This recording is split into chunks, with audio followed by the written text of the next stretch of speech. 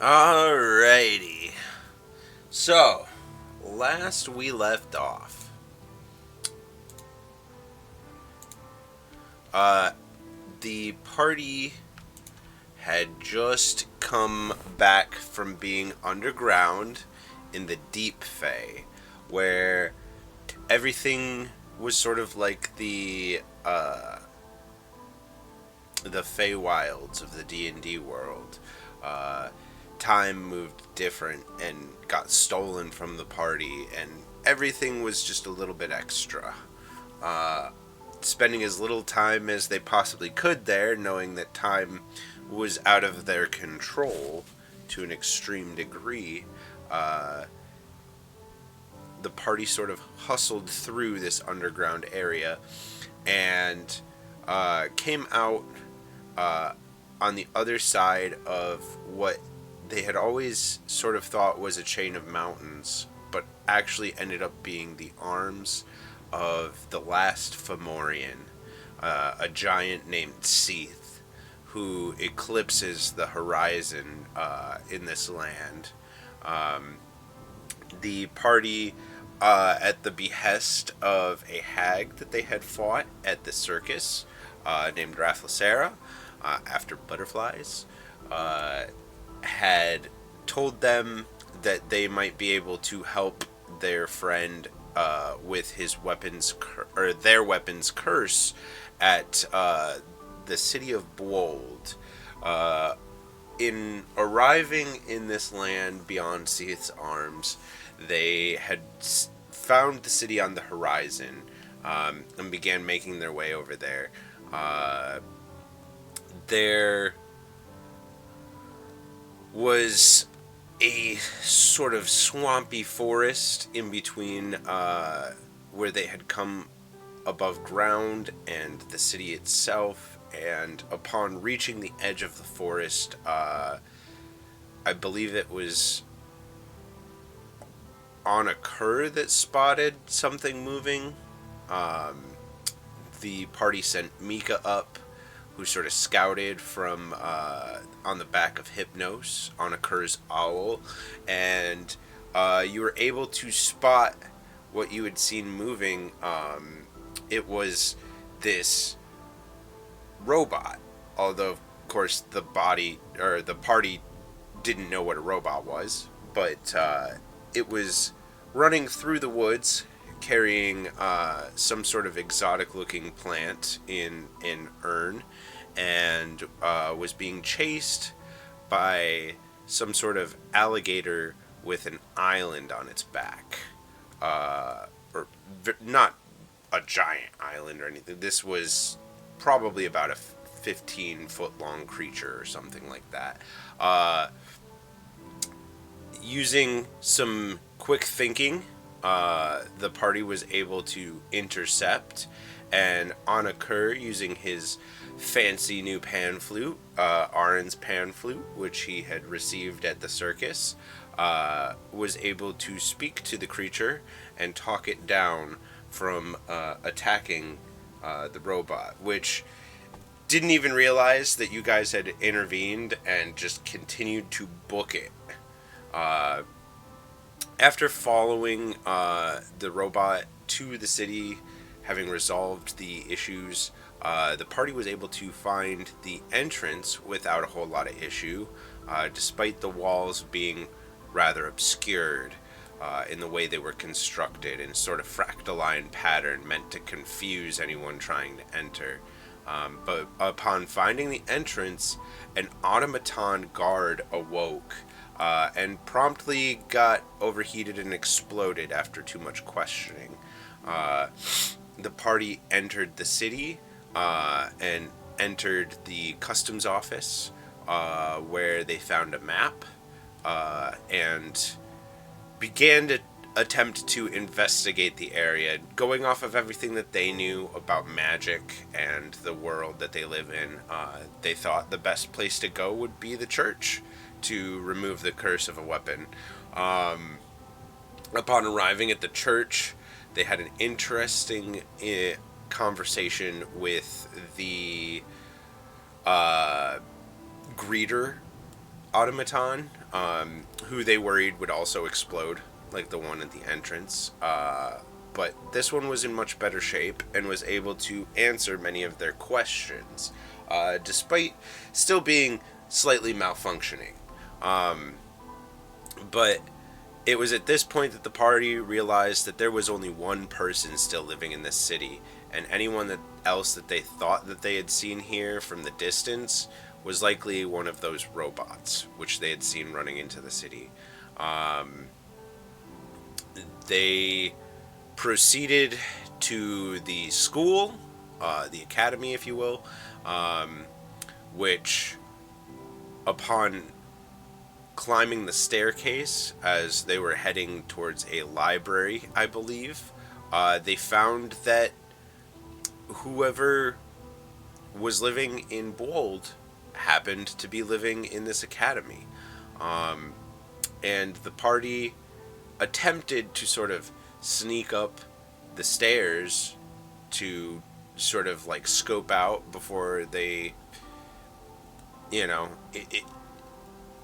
interacted with this unknown, and they found that I believe Valin was, as usual, the least sneaky of the group, and upon squeaking a floorboard or something, the old man yelled, "Who's there?"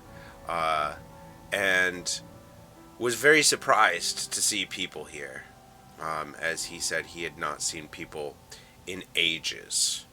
Upon entering and meeting the old man, he introduced himself as Aryek. He talked about Seath a little bit. There was a little bit of information beginning to be exchanged, but a whole conversation hasn't been had yet between these two parties. So we will pick up where we left off there, as the party is, I believe, enjoying a nice cup of tea with a little bit of extra beard hair in it, that this very short, extremely old man has provided you all. He's about 3 feet tall, has this comedically long beard that it just runs between his leg. He doesn't look like he's washed in a while and smells the same. There's like a layer of like dust caked to the sweat on his forehead, and he like is wearing these like glass bottle glasses that are just like round, very large. He almost looks like, a gnome, somewhere between like a gnome and a dwarf, but he almost looks human as well. So it's kind of hard to pin down what he is. I do believe one member of the party had fathomed a guess that maybe he was one of Arin's children, the Arinites. But with that, I will allow you to pick up the conversation.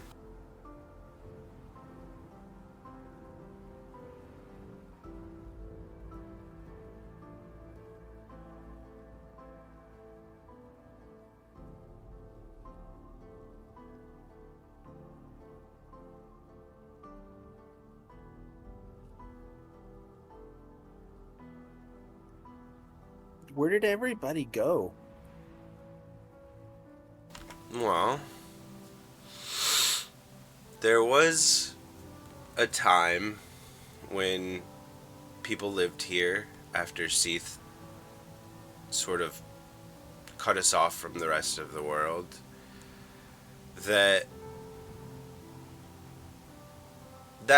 was not a long age. It was sort of the ending of our golden era, which was the whole reason that we sealed ourselves off from the world. We figured that the city would be able to go on forever like we were. But people have families, and families were all over. So the people that were here, many of them left, and those that didn't leave died out at some point, and eventually you get to a point where it's just you and the city.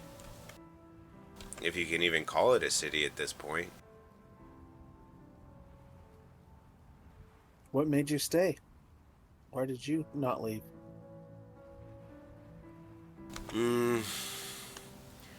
At first, it was the collections, my library, the academy, and then eventually it was my age.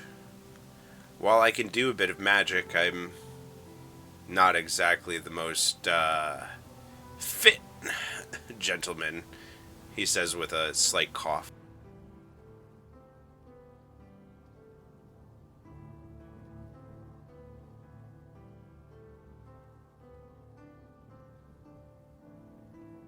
And what of you? What all brought you folks to Bwold?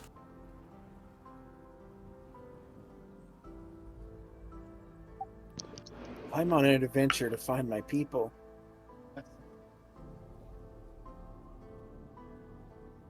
And we were given given a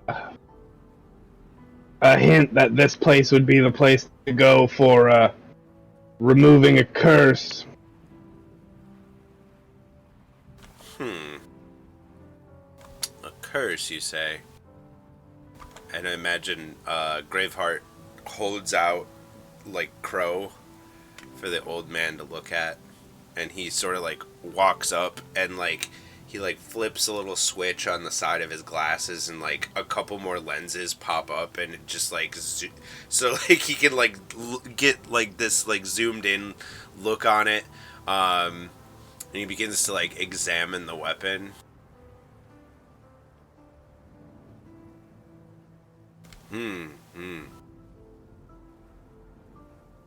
Do you know of anything that could help?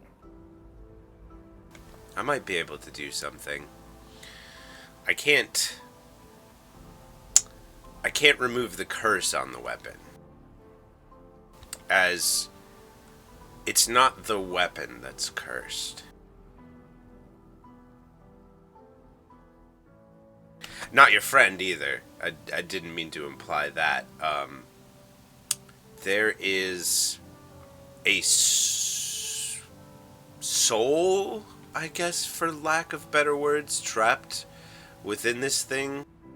I think it belonged to a person at some point, but it has become something else. Are you telling me that thing's haunted? I wouldn't use the word haunted. That would insinuate some sort of ghost or parasite, or not parasite, ghost or banshee or poltergeist. But I don't know why I said parasite instead of poltergeist. It's more of a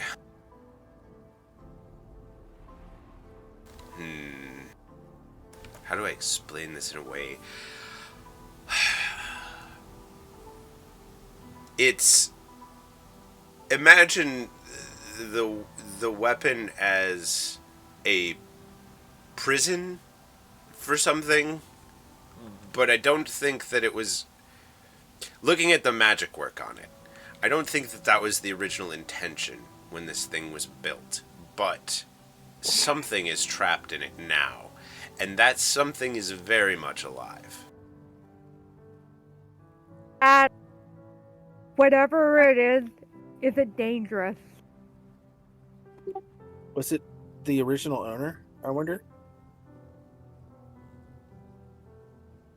It's hard to say who or what it was, because whatever it was, it's not that now. But I will say, it is very dangerous, especially with it feeding. The more it's eaten, the stronger it's going to get. That being said, I think I have a way to remove it from your friend's possession.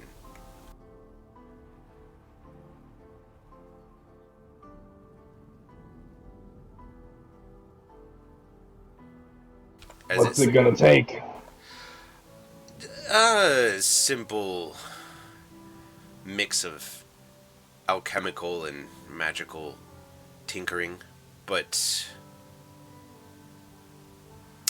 I do not believe I can destroy the weapon. But it can be, right? It can be cleansed, for lack of a better word. I wouldn't know how to do that. I could, as you previously stated, break the curse on it, but that would let what's inside out, and at that point we would be at the whims of that creature. I don't know you as adventurers, but if you feel like you could take such a monster, by all means.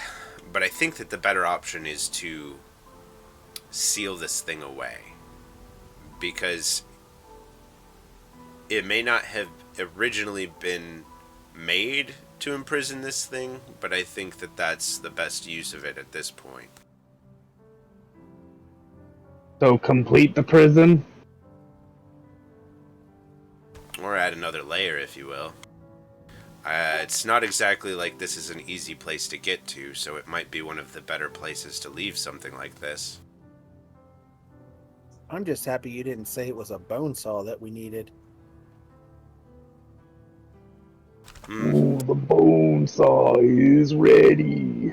I don't think Sorry, that would have Spider-Man reference. I don't think that necessarily would have fixed it either. If we had cut off their hand while holding on to it, it probably would have just affixed itself to the other hand. Or it holstered itself. Hard to say. Okay. Well, I'm glad amputation wasn't the first plan. That's what I thought it was going to be. I was so scared. I can assure you that there's probably many more steps before amputation becomes a viable option when it comes to cursed objects or prison objects holding that wasn't supposed to be. You know what? We don't have time to go into semantics. And getting this off of our friend before it does anything worse.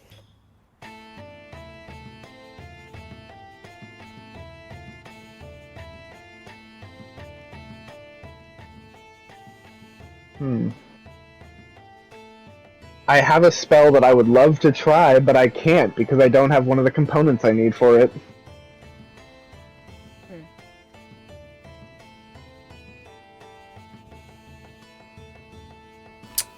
What spell? Greater Restoration.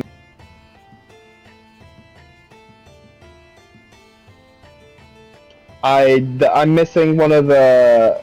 I'm missing the diamond dust worth at least 100 gold points. But one of its abilities, I know you said that it's not technically a cursed item, and one of the things for Greater Restoration is one curse, including the target's attunement to a cursed magical item. I can remove that. But it also, like, I just like the wording for it. You imbue a creature you touch with positive energy to undo a debilitating effect. I wonder if that debilitating effect could be like whatever is making the spirit angry or want to consume. Like, what if I could put it to rest?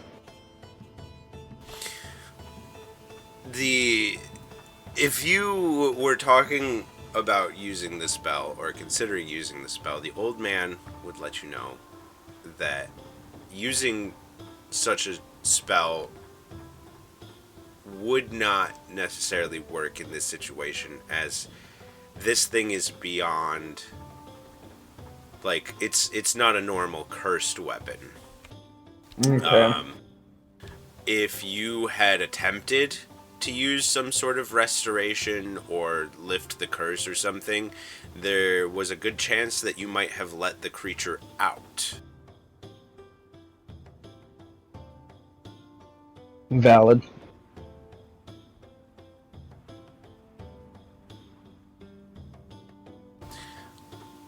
I will say, if you leave it with me, I can do some research on the object and see if there isn't a way to get rid of whatever is inside without having to literally confront it. Hey,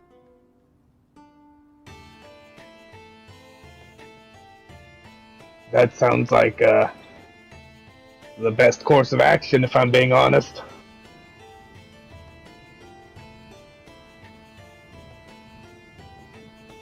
I look to my party to see if they agree.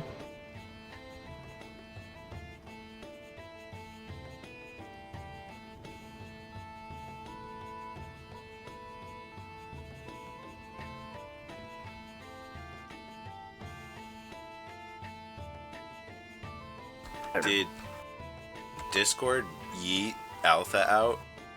hello? Okay, I Hello? hear you now. I heard you go like, ah, and then there And was then nothing. you went to the void. Just drop down into it.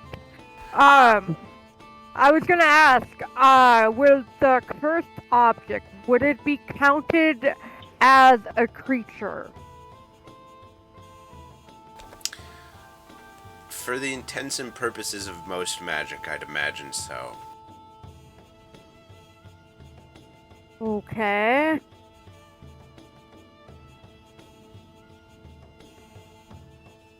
Wait, hold on. Yeah, because I have a spell here called Banishment, and I'm just trying to read what it does. I was literally just thinking banish. I was like, are you about banishment? So, as you bring up banishment, the gentleman will say, well, that would be one way to remove the creature from the weapon, but it would send it to another plane, and after, I believe it's 24 hours, the creature would return to this plane, and at that point I think it would be free of the weapon. As this is its home plane. Yeah. Ah, shoot. Well, You. thank you. There is a strong, like, I know as a bard I have access to a spell, but it's a spell that takes like 10 hours of casting time, and you have to like know and it's for like higher beings too. It's not just for like anything, it's for like divinities and stuff like that. It's for like banishing divinities, but you have to have like 10 hours of prep time, cannot be interrupted. And you get racked with debilitating of things afterwards. It's just like, it's a lot that goes into it. Yes, this is something powerful. Well, I mean, yeah, that's definitely for sure. I've seen it overwhelm our friend here with the compulsion to let it consume on multiple occasions.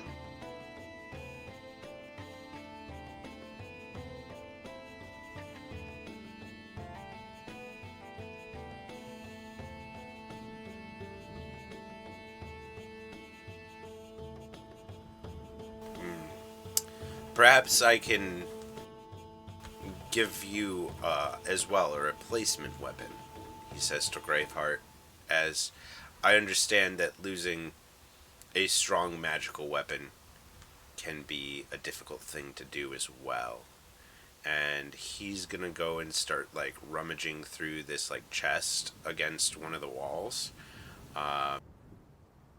He pulls out this flail that has like, instead of the normal like ball with spikes, it has little like stars.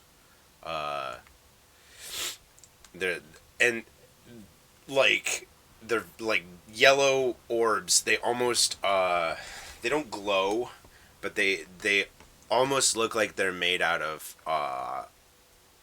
solidified light. And if I could get a history check from Valin and Onakur. As it looks sort of like something you've both seen before. Shiny. Well, and she just like puts her fingers on her chin and said like, ah. My passive history score is 19. Do I still need to roll? No, that'll be enough for you to tell. Valin, do you want to try? A history, right? Yep. I keep forgetting that history and investigation, aside from performance and persuasion, of course, are like my biggest two because I have a one of my skills that I have gives me training in at least investigation. So I just have a passive for investigation and history of 19. So when it comes to those stats, I'm great. I'm great as a bard when it comes to looking for things. So, Valin will recognize as well. You, especially because Valin has been around it for much longer. But you both recognize that this weapon is very similar to the weapon that Androx toted around Heartstar. This weapon seems to be made by the same hand. And as the man hands it over to Graveheart, he says, "This was one of the weapons that the I'm trying to remember the actual name of the city.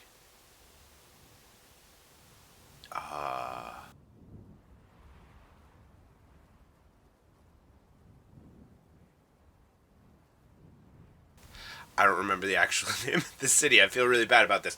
But he says that it was one of the cities that they had like centurion style guards that used sentient weapons. And they called them the Star Scouts. And this was a flail fashioned in that style. It's, like I said, though, the part that you actually hit someone with is like these solidified light shaped in the form of stars, and the handle has this like black leather strap that runs all the way down, but is like stitched in with like pink, and the leather strap goes all the way down the where you hold it to the end of the shaft, and like runs off in like almost like a ribbon pad like way. So like when you swing it, not only is the like top moving the way you want, but like the leather off the handle kind of streams behind you like you have a ribbon.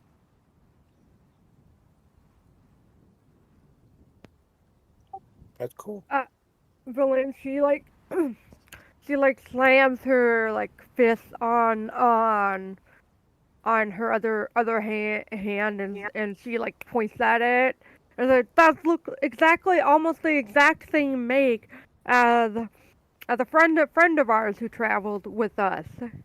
Instead it was a talking sword. Heartstar, yeah. And our friend had a really cool transformation where he'd twirl and get sparkly, and then he would hit things really hard. Ah, Heartstar was an axe, the man said. So you might be misremembering a little bit there. But yes, Heartstar was the weapon used by the head of the Star Force. This weapon was used by the second in command, along with a shield that I don't have, sadly. But this weapon is called Starchild. Our enemies will be seeing stars in no time. Ha! I put out my hand for a high five. I jump up.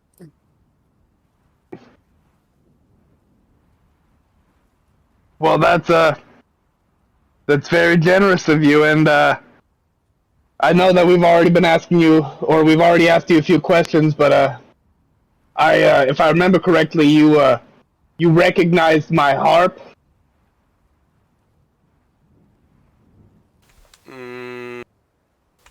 I recognize it through description and through knowing people associated with its making.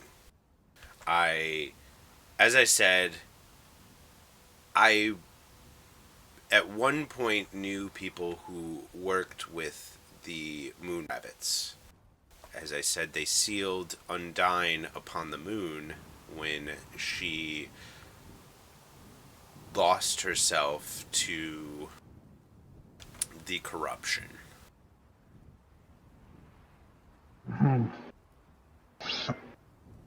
Is there anything else you might know about it? I have pretty scant knowledge of it, and if there's anything you could tell me more, like knowing more of its origin is information to me. I've kind of only been given bits and pieces of information through my dreams. From what I know, the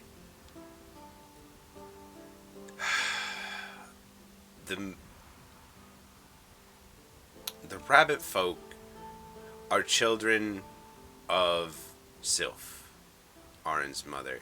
They are some of her closest children.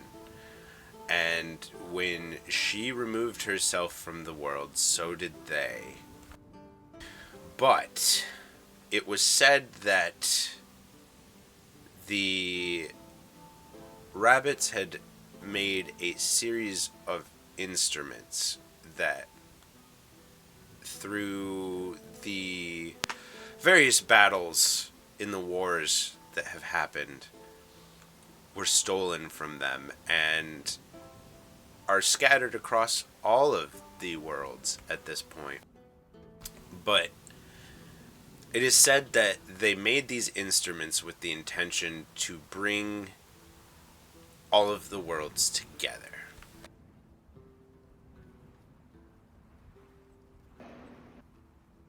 That sounds about close to what I've been given in information.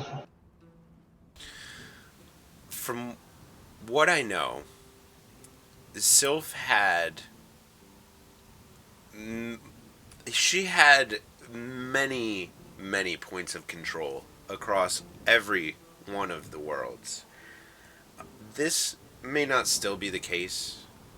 As I said, I've been sealed here for a long time. But anywhere that there are lots of tracts of forest, you know her hand is at play. She also works in the moon and the natural processes that happen in healthy living lands.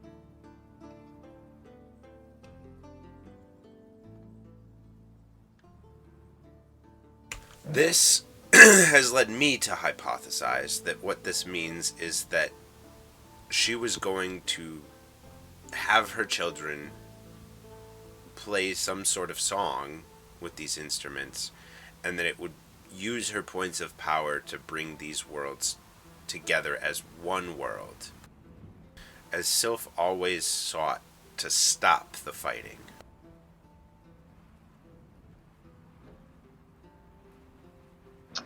Oh, wow. Peace through music is an idea I can get behind.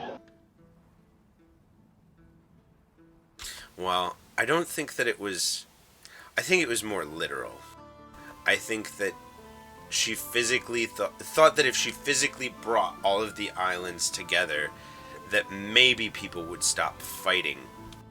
They would see everything, things could come together, and everybody would have their own places. But this is exactly how everything was set up in the first place, and it didn't work out then, so it didn't work out now. But I believe that the rabbit folk would likely still long and desire to fulfill that wish. And who knows, maybe that is what it would take to get the gods to stop fighting.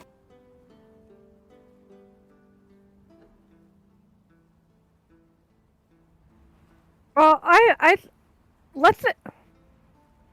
I say that we should try it. She like looks to her friends.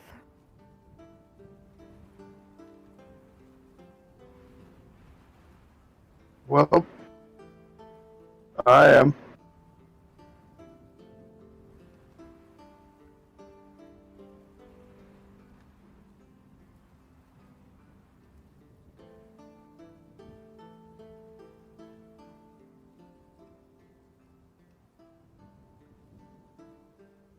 Arik looks at you as you say it, and you're all sort of looking at each other about it, and he says, just know that that is not an easy task.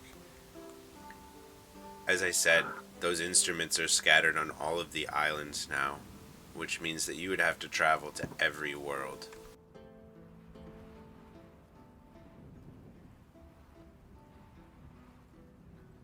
I don't think this will cause us to quit. I think this is even a more motivation. I mean, the more worlds, more things to see and learn from for all of us.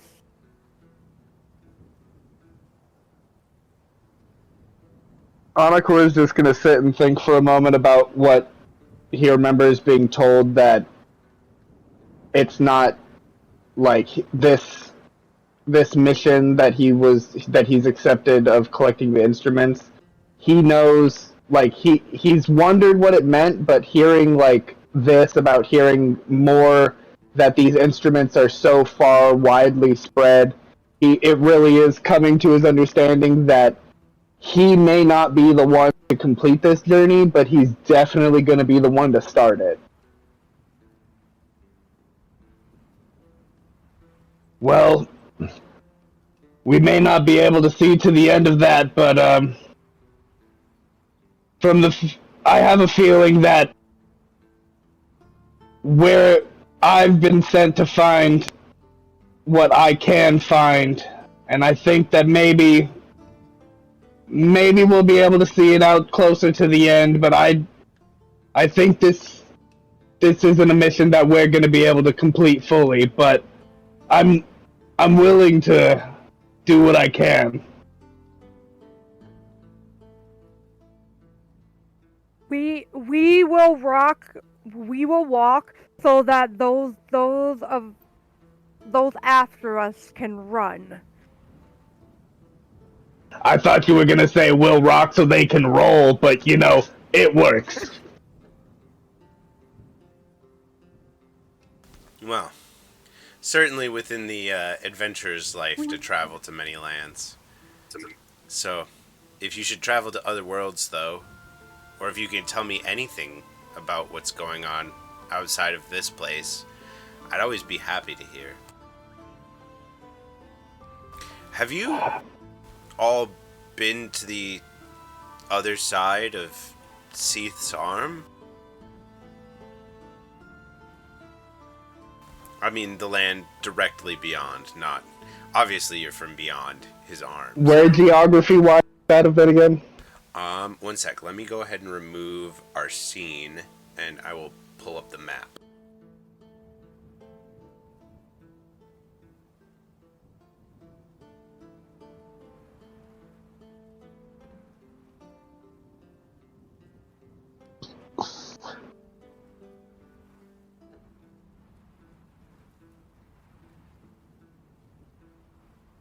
the lands of like Handfall and Saren and whatnot.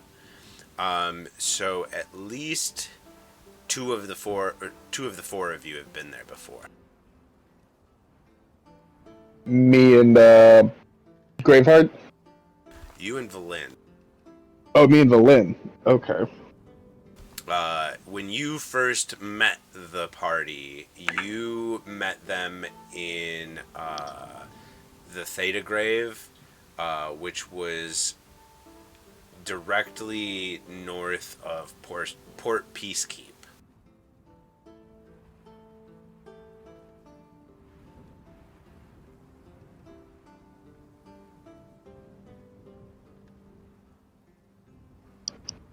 Well, I can't really say for how long you've been in here, but in the past, well, I gotta say in the past year, a lot of things have been going on. I'm from the desert, and my desert flooded for 24 hours, which I learned was inadvertently the fault of my companion and our fellow companion who has Heart Star. Zelk has effectively become Spacefront property. He goes, whoa. Zelk? What is Zelk?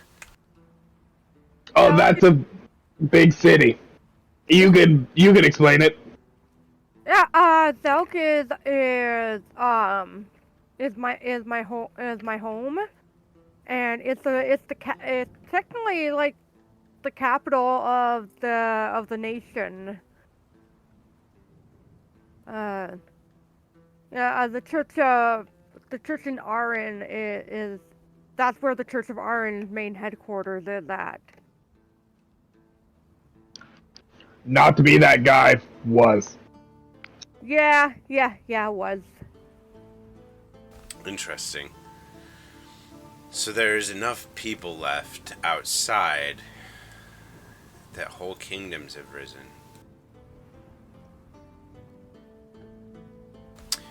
The fighting, it's not still going on?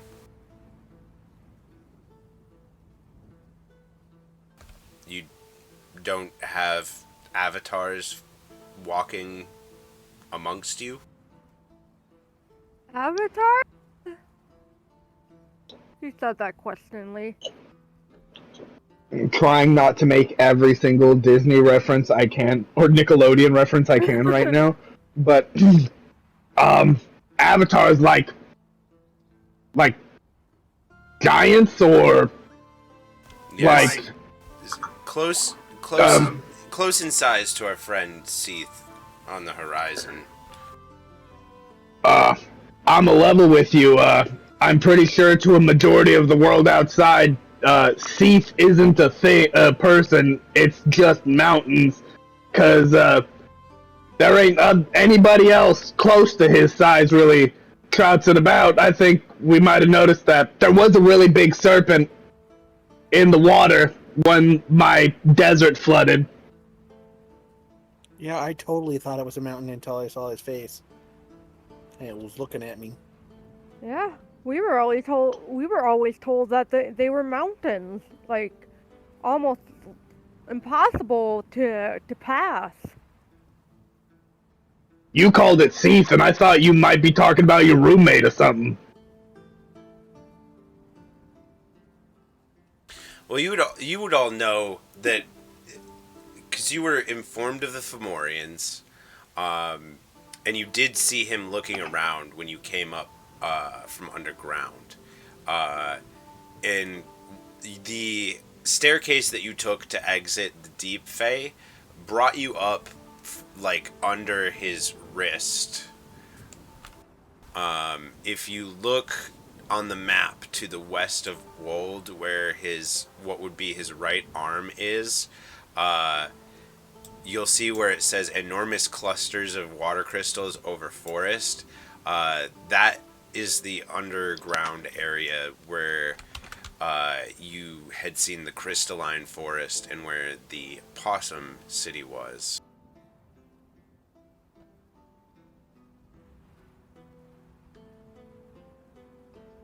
So, when you came up, you very much became aware that he was alive, and you had heard of the Fomorians. But I do remember someone saying, "Oh, that's how big they are."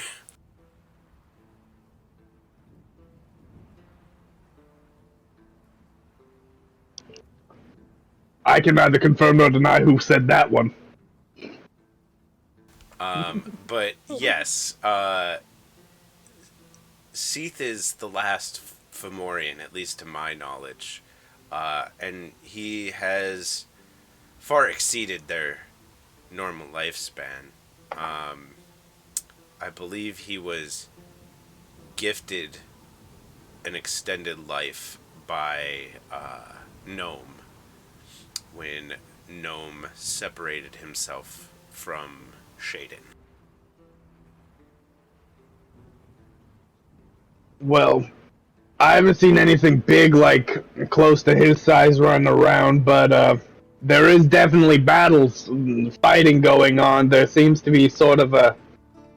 This seems to be more of like an internal struggle that is now turning external, a battle between church and the military and gods wanting to dip their fingers in. Gods like like Salamander and others. And Dane. Sylph. Well, gods have always fought over the world. They all believe that they're right. All of them. I don't know how much you know about all of that, but in the beginning, there was Salamander, there was Shaden, there was Sylph, and there was Undyne. And each of them was given an island. They all got jealous of each other, and they all started fighting over each other's worlds.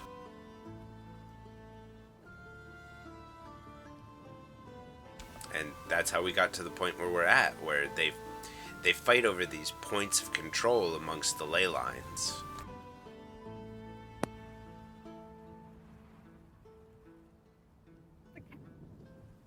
Started this fight because I don't know. It sounds like they were all handed equal territory for each of them. Well, it depends on what you consider equal. But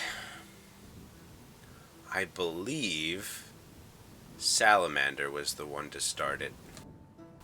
I believe he saw the lush lands that Sylph controlled and he became jealous. I'm gonna hard roll my eye. Oh, Dad. I'm like, oh, of course. Of course. This is all in my. This little dot in my head, because I'm not saying out loud yet that Salamander is my dad to this guy, because I haven't said that to him yet. But I'm just like, God, why is my dad the diva? Why is my dad the one? He's a god of war, what can I say? Yeah, he's a god of being a cunt. He thinks the grass is greener on the other side. Well, I think it might have quite literally been greener on the other side, but is it not the inherent nature of all things living to want more? Nothing in this world is ever satiated with what it has unless it has no form of higher concept. The only things in this world that seem to be at peace with themselves are the creatures of nature who go through the circle of life as without even being aware that death is a concept to them. I think it doesn't matter if they had been gifted absolute utopias. As soon as they were told that there was somebody else with a utopia, somebody was going to want to dip their toe in it, and of course it had to be Salamander.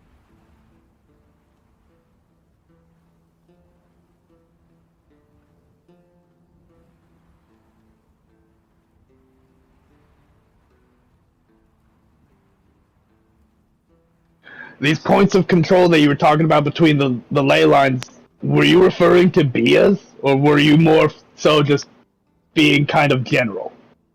Yes, the points where the ley lines converge, the gods call them bias.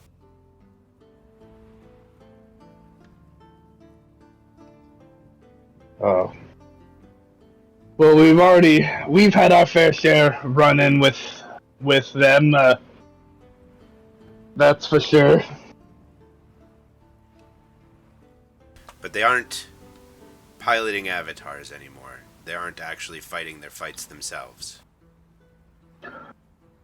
No, I currently have one taking up real estate inside of a lighthouse, being a beacon for wayward ships. He raises an eyebrow. You? Yeah, I have a little bit of a special in me. You didn't do what Vendane did you? Do I know what Vendane did?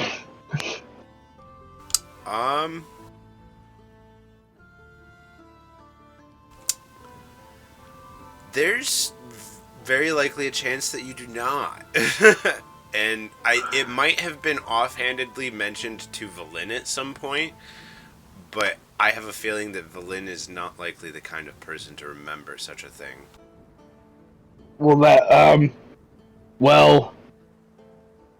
I don't like the implication of that, but all I did was there was somebody else there who was trying to take it. God, who were they doing it for? I remember that was the liquid metal people. That's where I got my crown. Who were they doing it for?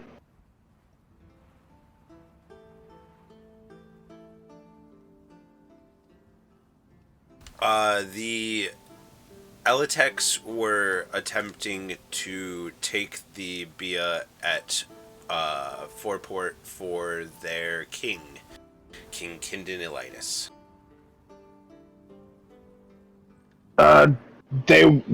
We stopped a group of... Sorry, Ella, what? I'm sorry. You probably don't know what they're called either, unless Valin told you. We fought these people that, when we killed a couple of them, they melted and then tried to turn into armor for another person, but then we just messed him up too, and I have his crown here. But, they were trying to get it for their king. I can't remember his name. You can't pay me to remember his name. But, afterwards I remember, feeling a bit of a pull towards to the Bia, and I, stepped into it and kind of thought about wanting to change and wanting to help, and using my music as well, I was able to convert the Bia towards me and grant me a bit of power, but I'd show you that power as proof, but in my quest to help, I sealed away my connection to the Bia for a period of time in order to restore life to somebody that I may or may not have accidentally, inadvertently murdered. Well, my confusion comes from how you have the ability to channel a Bia. Normally, that is the domain of godlings, unless you stole your godhood from someone like Vendane did. Honoker, I think you'll have to tell. One second. I'm gonna tell you something, but you're gonna have to be real cool with a lot of stuff really quick. Is that okay? Is it worse than the scythe? Salamander's my dad. I mean, okay, you aren't your parents, so I'm not gonna freak out about that. But it explains how you channel a Bia, so you're at least part godling. Got it. Yeah, well, it's not something that I'd really like to. It's not something that I like to spread around because not as many people are as open-minded as you.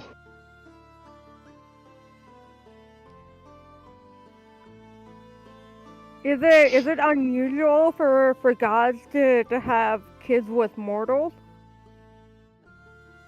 Exceedingly. That was sort of the whole reason that Vindane did what he did. Because he wanted to be able to be with Arin, so... But the thing was that Arin, she loved him as a mortal. And when he became immortal, the powers he took changed who he was.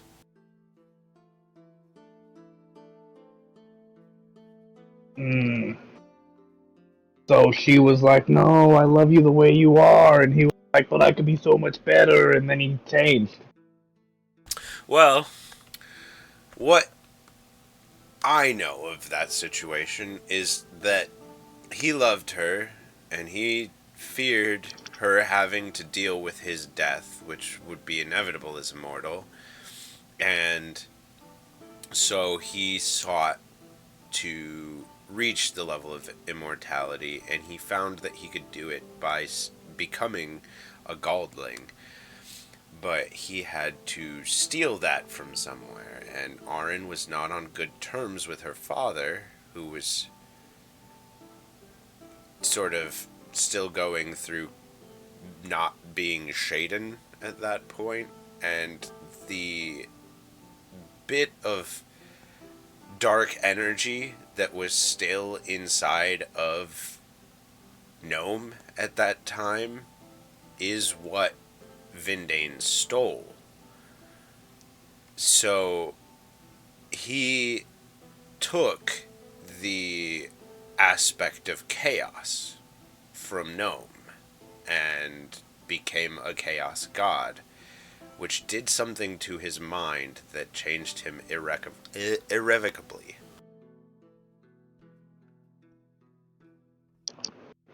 And just hearing it again with more context, it just I feel sad for him.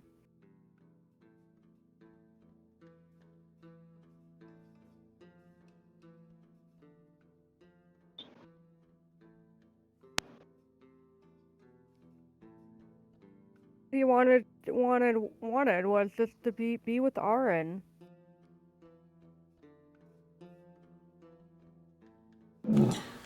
But Well, he was with her, but he couldn't see past his own fear of mortality to just see that he could have stayed with her the way that he was, and in his search for immortality, changed not only himself, but that relationship entirely.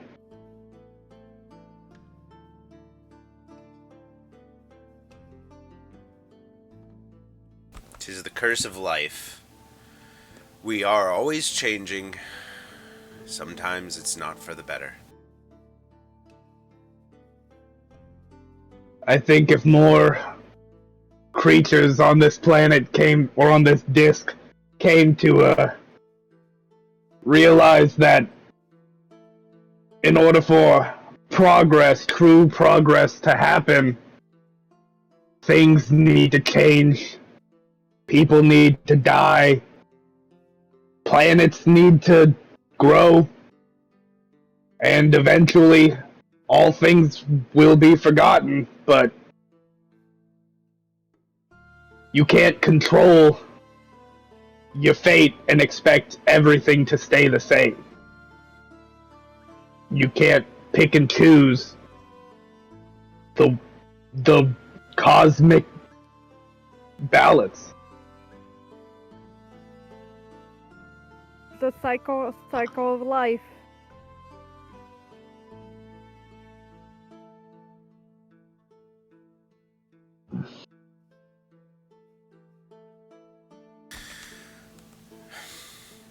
Okay.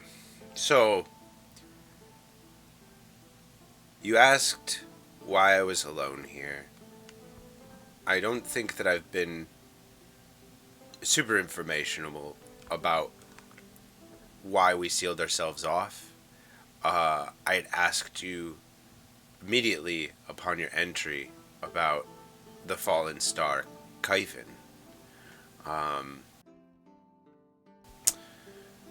We feared at the rate that the corruption was spreading when we sealed ourselves off that it was going to overtake the entire world. It was changing things, and that looked like the end to us. So to hear that the world survives, and not only that, seems to be bouncing back from what we thought was an apocalypse, is heartening. Life is thriving. But the corruption does still exist, yes? It does. In purple crystals that came from the moon. They did not come from the moon. They came from a star that a cult worshipped. A cult of lunatics, people who thought that they could ascend to gods. The Order of the Eyes.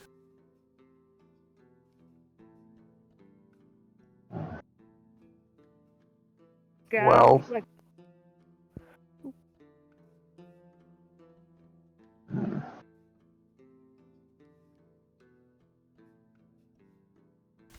Have you heard of them? We've into more than heard of them. So they still exist. I see. Yeah. I think we've killed one or two of them. Good. Please tell us more about this group.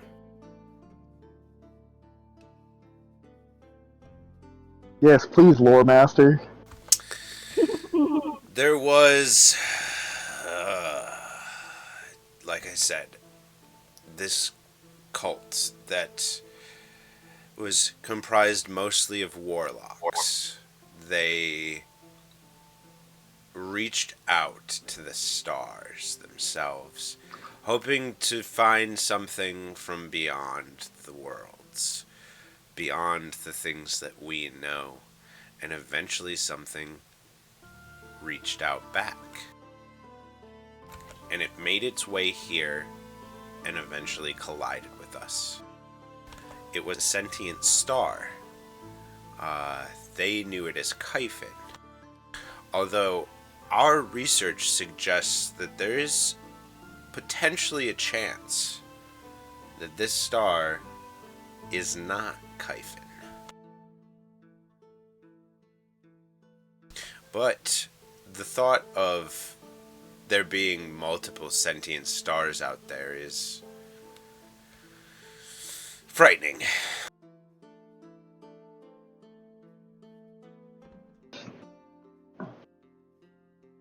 Oh, is there anything we can do to, I guess, like, just protect our world?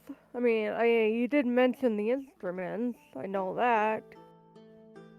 The instruments will bring the worlds together, hopefully. But In theory. if you are looking to help with the corruption, the best way to deal with it is to stamp it out wherever you see it. If you can, I hate to say it, but kill anything that's been twisted by it, you'd be helping them and stemming the tide.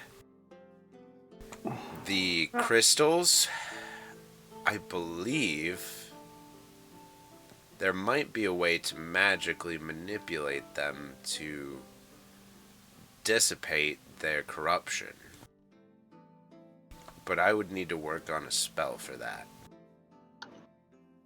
I just got an idea. I think I know one way to help stamp those crystals out. I when we get back to like civilization, and once I establish my church, I'll start an inquisition on the side whose mission will be to get rid of those.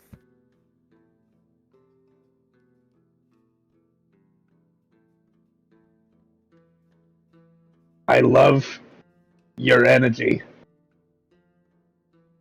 It's a little crusady for my taste. I'm. Oh, no one ever sees the Spanish Inquisition coming. I'm just saying. No one ever sees it coming. But I love your energy. But maybe less Inquisition, more pilgrimage.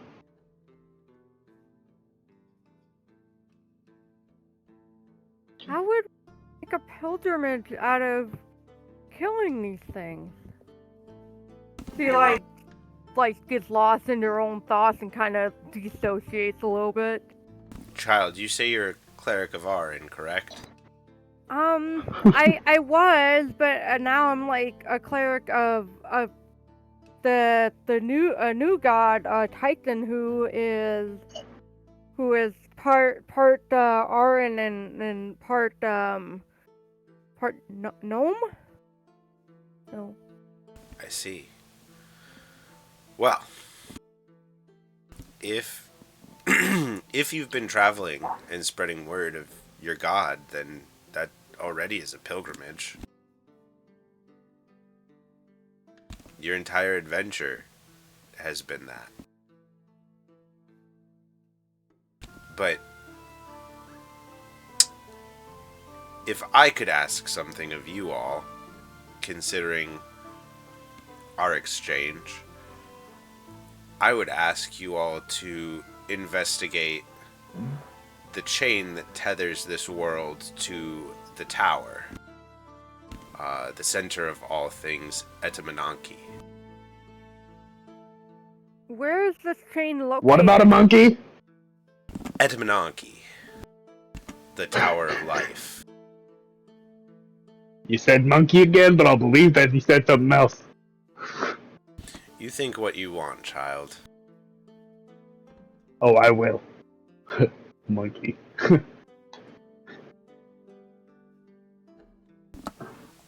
I will type that one out in chat for you because that's a bit of a word. But yeah, I'm investigating something that I'm always down for, and I'm sure getting to the center of things is a great way to get to the bottom of things.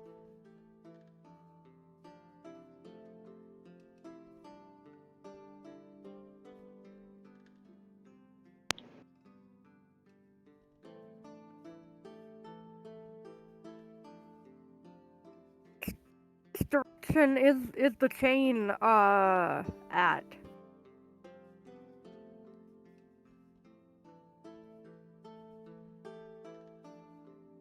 The world chain will be far to the southwest of here.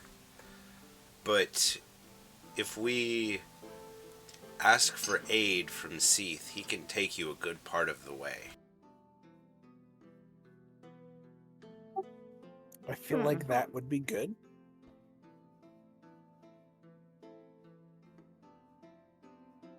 I think it may also be time to open up Bwold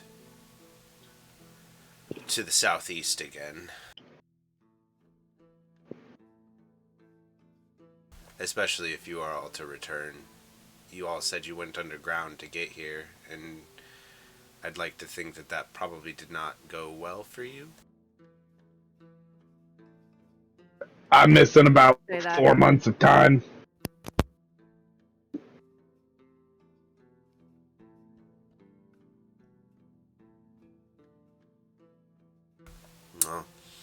I will have Seath leave a corridor between his hands for you all to pass to the southeast in the future. Okay. Oh man. It's been 4 months since I've talked to Bay. Oh jeez. Does she think I'm dead? Oh shit. Do you have a cell phone?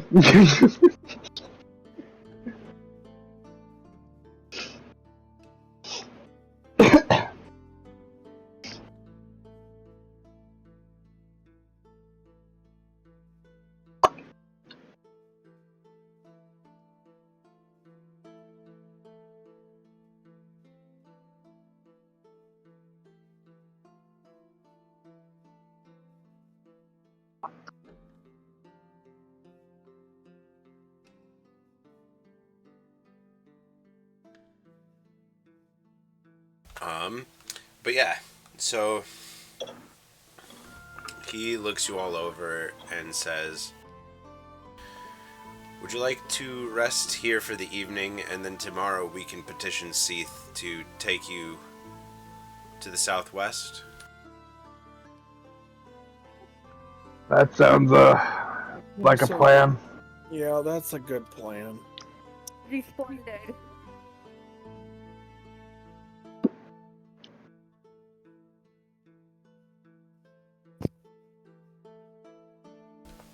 Alright, well, I will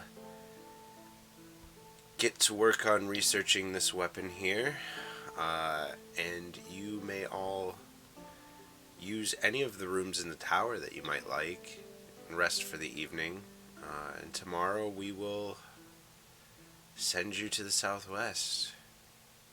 I don't know what to expect. So I wish that I could give you some sort of warning or prepare you in some way. But it's the best that I can do. After Seath transports you all, it's important to know that from there, if you head west, you should reach the edge of the world. And if you follow the edge of the world to the south, it is on the western edge of the world that the chain resides, attaching us to the tower.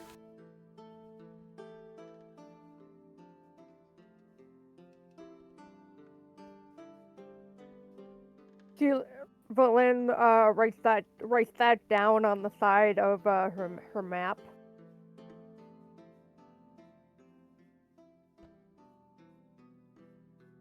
And as he finishes saying that to you all, you watch him, like, he's not holding Crow, but, like, he has, like, Crow sort of, like, hovering between his hands, and he's got, like, his hands coated with junk as he, like, takes Crow from, Graveheart and carries it over to this bench, and sets it down and continues to examine it.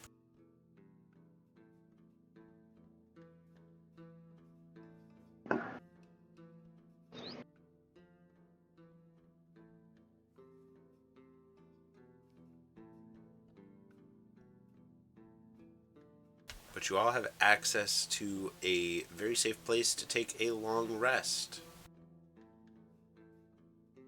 Look for a room that is closest to a library of sorts. The room that you are in has a private library that wraps around the interior of it. As I described previously, this room is at the very top of this tower, and it's almost like a wizard's tower keep sort of deal. The exterior wall of the room has a contiguous window that goes all the way around, so you can sort of see out in all directions. And it's the tallest building in the entire city. So as you look out, you can see in all directions the entirety of this area surrounding the city of Bwold inside of Seath's arms. You can't see over Seath's arms, but basically the entire surrounding area you can make out from here. The interior wall, though, is a private library. Shelves wrap around that entire wall, except for one part, which is the door that goes into like an interior foyer style thing that is literally just a like platform at the top of the staircase for the interior of the tower. But yes, there is a private library in there. The floor below, I believe, which the academy referred to as the top floor, is the library for the academy itself. Right, but then she looks over to the old man. Which one would have a greater amount of knowledge for, I guess, a healing cleric? Not something that I've ever studied much myself, but maybe you'd have luck finding something in the academy library. Okay. Yeah, she like goes over there. Yeah, so Valin leaves the room, heads down the staircase one floor, and begins examining the library. To finish the description of the room that you were all in, you were all sitting in like as soon as you enter from that first door, there's like a seating area where like it's kind of like a tiered staircase down into a like sunken in area with like a kotetsu style table in the center. With it has like the blankets coming off of the side and you can put your feet underneath and it's heated and stuff. It's got like a whole tea station set up on there, and there's like plates around. This is clearly where he like hangs out and eats and has tea and reads and stuff. The place that he's walked off to, leftward around the room, he has a little workshop, which is where he's at, and there's all sorts of like alchemical and like mechanical stuff, tinkering tools and whatnot. If you continue from there, there's like a large bed after that, and like it is an excessively large bed. Like this guy probably takes up like 1/100th of this fucking bed. He's this small little guy with a huge ass bed. The entire room just has books, pillows, potions, moldy food just everywhere. He lives by himself, so he doesn't necessarily feel the need to clean up. Continuing around the room, there's a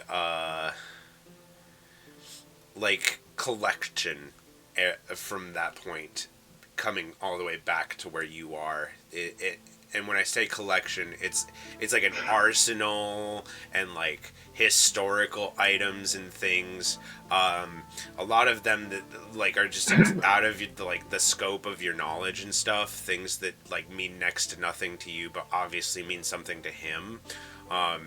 Whenever you watch like a cartoon and they walk into like the like magical bazaar or weird storage room at the magical academy, and there's just crazy out there stuff like an elephant statue and this and that. Like it's like what the hell is any of this stuff? But it's just clearly a collection of like magical goods and historical items that this guy has like shambled together in this crazy arsenal, which is also where he grabbed the Starchild flail for Graveheart.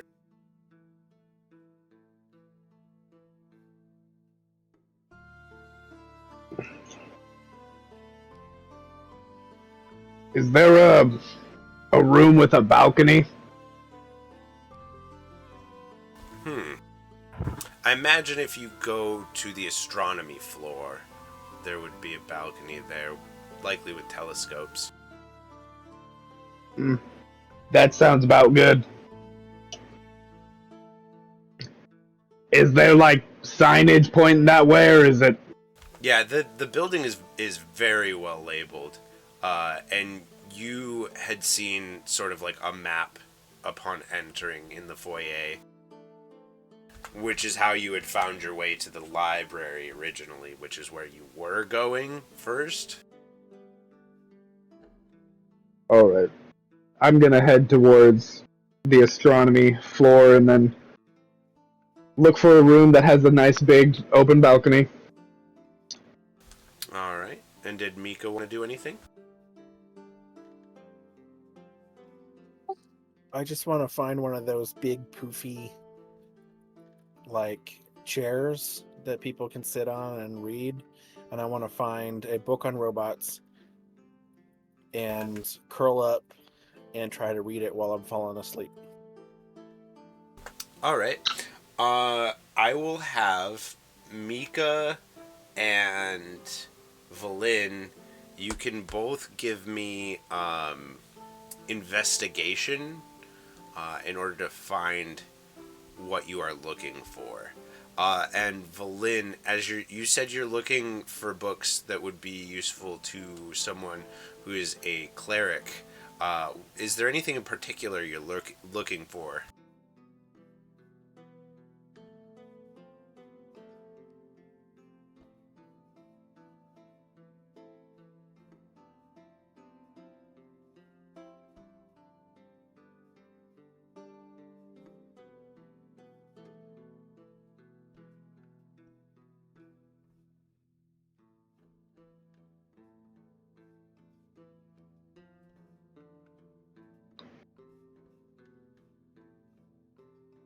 If not, you can just do a general scan and try and find something that would be useful to you, if you'd prefer.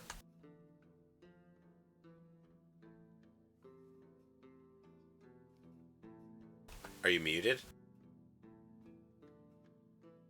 Can you hear me? Now I can. Alright, what was that? Is there something particular that Valin is looking for? Or, because you said you wanted to find a book that would be useful to a cleric like yourself. Is there something in particular you're looking for? Or are you just looking for something in general that would be useful to you? Something that could be like druid magic like that she could add into her arsenal. You know, something that could align with Titan.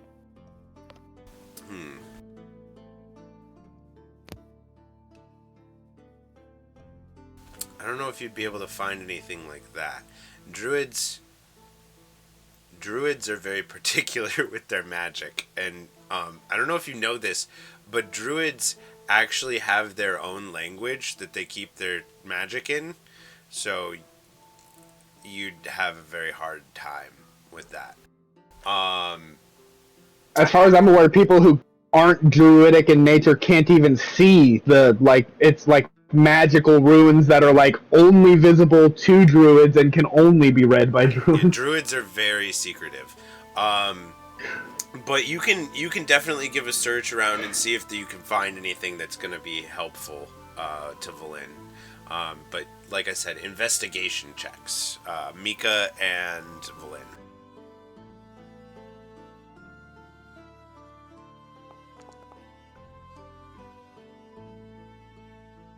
Damn.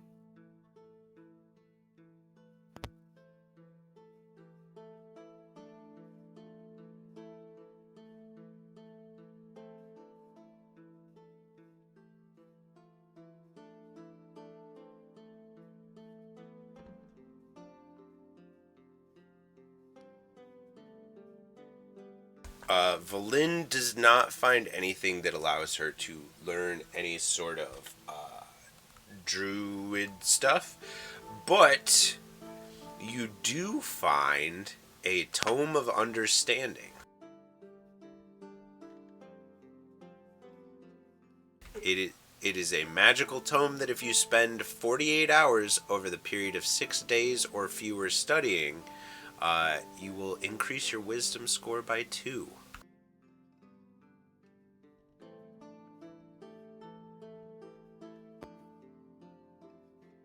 Belinda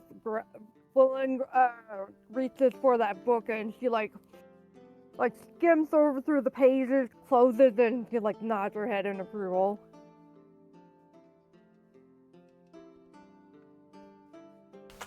And Mika is able to find a book called Automatons in You that sort of breaks down like the like basics on how the automatons of Bwold function. The thing that jumps out the most at her is that these creatures are almost entirely made of like metals and things, but there is a component inside each of them that is a like elementally infused crystal. And she thinks back to when you were all underground and remembers all of the crystals that you saw in the geode cave, and connects that the thing that powers these things is likely the red crystal you all saw. The one that Graveheart referred to as hurts to touch. Oh, that's so cool.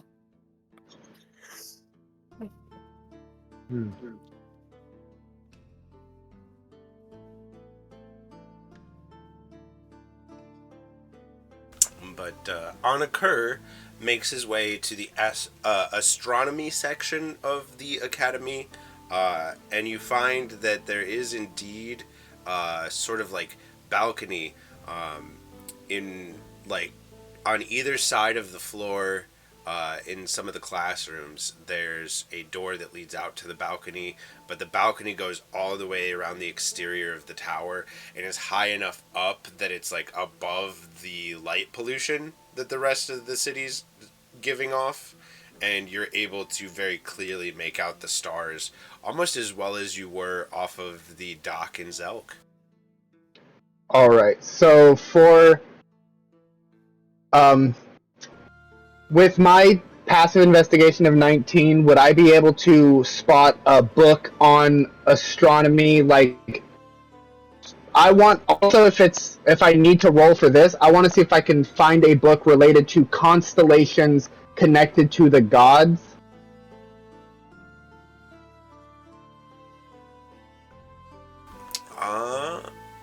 You can give me an investigation if you want to look for a book as well.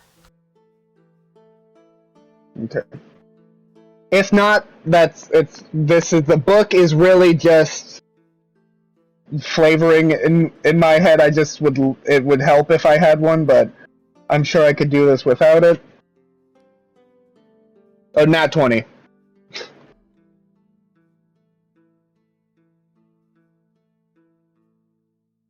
You are the most excited for reading characters I've ever fucking seen, y'all. Like, Valin rolled a nat 20, Anakur rolled a nat 20.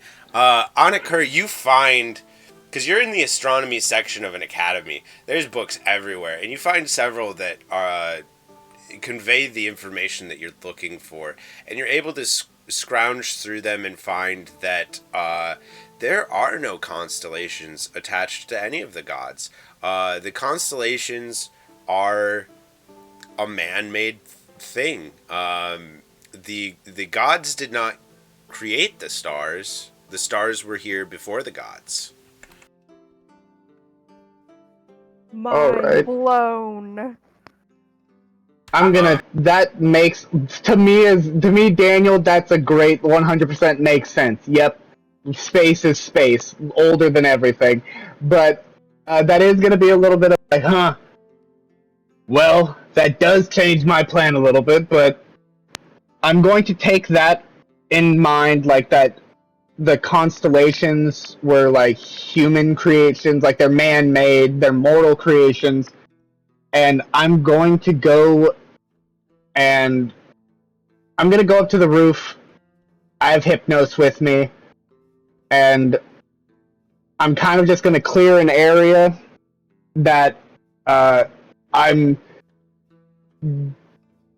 just pretty much like, if I'm going to clear the area, I was going to like summon my tiny hut essentially, but I'm not going to summon it. I'm just going to have like an 8-foot like circle area around me, and I'm going to look up at the stars, and I'm going to see if from that book that I read, if there are any constellations that are currently out. Like, would I see specific constellations? Yeah, you're able to spot any constellations that you are looking for that are within your visibility. The big one that stands out is the oh god, I had it in my head and then I lost it. I was like, oh, I could come up with constellations on point. The Serpent's Tongue. It's like a series of like zigzagging stars that form the shape of like one of them, like serpentine dragons. And like at the end, there's like a little like cluster of them that is like the fire coming out of its mouth. You can see to the east of that in the sky, there is the Weaver's Wheel, that is like a spinning wheel. And then to the south in your sight, there is the Crane. It's a like smaller constellation that sort of looks like a crane-shaped bird. Alright, I'm going to lock in on that Serpent's Tongue constellation that you were talking about. And what Anakura is going to do is, using his knowledge of music, is he is going to look at the constellation. He is going to picture like a musical bar where the stars are, and he is going to create a song using the constellation, and he's going to start just playing it and hoping that it sounds remotely good. I mean, considering the pattern that it's laid out in, it doesn't sound terrible. The beginning is a little hectic, you know, and there's some parts where like the legs are in the dragon that are like a little lower, but like it generally sounds melodious. He is going to... Would I be able to roll a performance to perfect it? Yeah. Go ahead.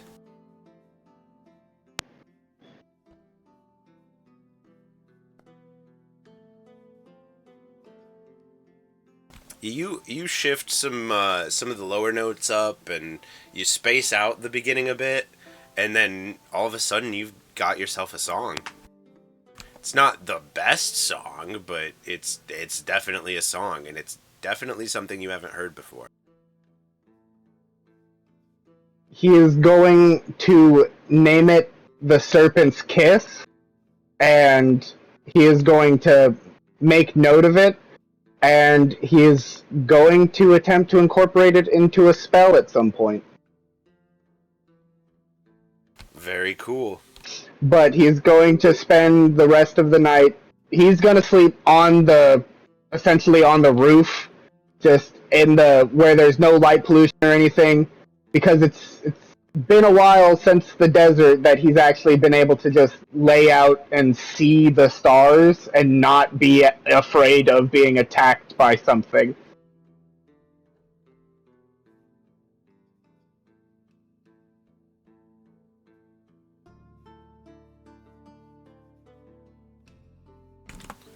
All right, and as you all do your reading and your activities, you're able to take a long rest for the night.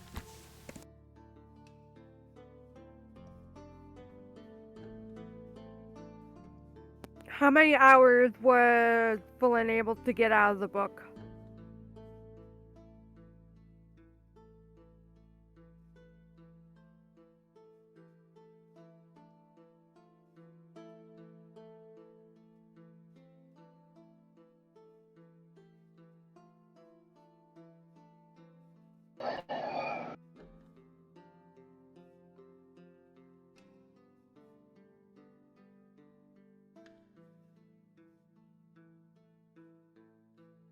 Sorry, I was doing math and writing notes down. So you need 8 hours to sleep. It's probably about 10 p.m. when you guys finally crash for the night. If Valin reads as much as possible, you could probably get like 2 or 3 hours in before you sleep, and then you'd wake up at like 8 a.m.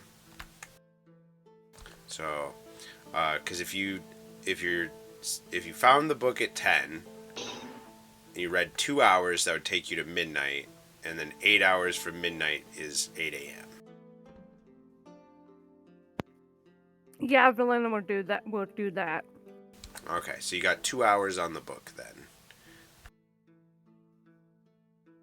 I'm waking with the sun rising, and when the sun rises, I'm waking up and just sitting on the ledge of the balcony overlooking just everything else, and I'm just gonna play the pan flute, play like Morning Mood.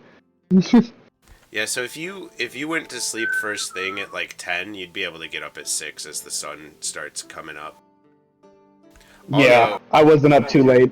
Although reading the astronomy books that you have, you are aware that the sun does not come up. It is in fact a large mechanical orb that rotates around the island, as well as the moon. I'm keeping that esoteric knowledge to myself. Yeah, and apparently each one of these islands has a set of these, so it makes sense. how do you do sunrise, sunset in a flat world?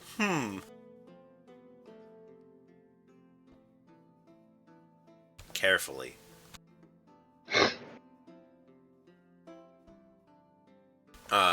So yeah, you're able, Anakur, having passed out, first thing, is able to get up at 6 in the morning as the sun rises, and everybody awakes, hearing the music that he's playing.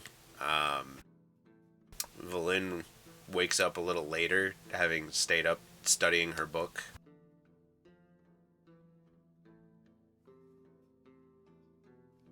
I'll prepare some tea for everyone.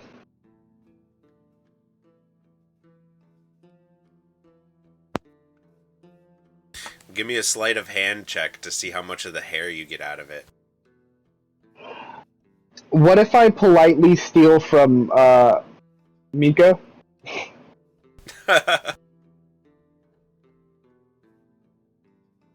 No, I'm gonna go with the hair because I don't want to risk accidentally stealing. So I'm just sleight of hand for amount of hair removed from. Yeah, go ahead and give me a sleight of hand check.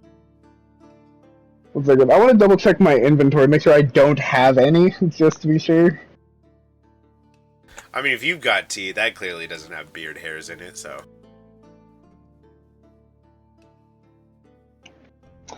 Nope, I've got half a bottle of really, really expired wine, so I've got vinegar, and ration. So yeah, I'll roll that sleight of hand for hair tea.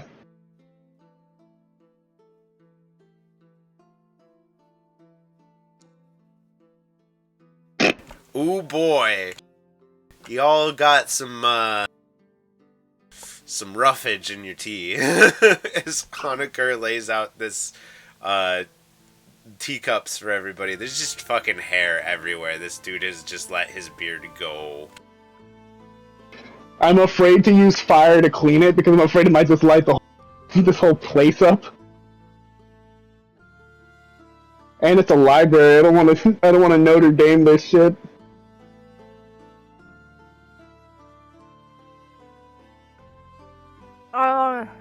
Lynn suddenly does a spell create or destroy water 2 times, one to destroy the tea and the other one to just fill it up just so not make it too obvious.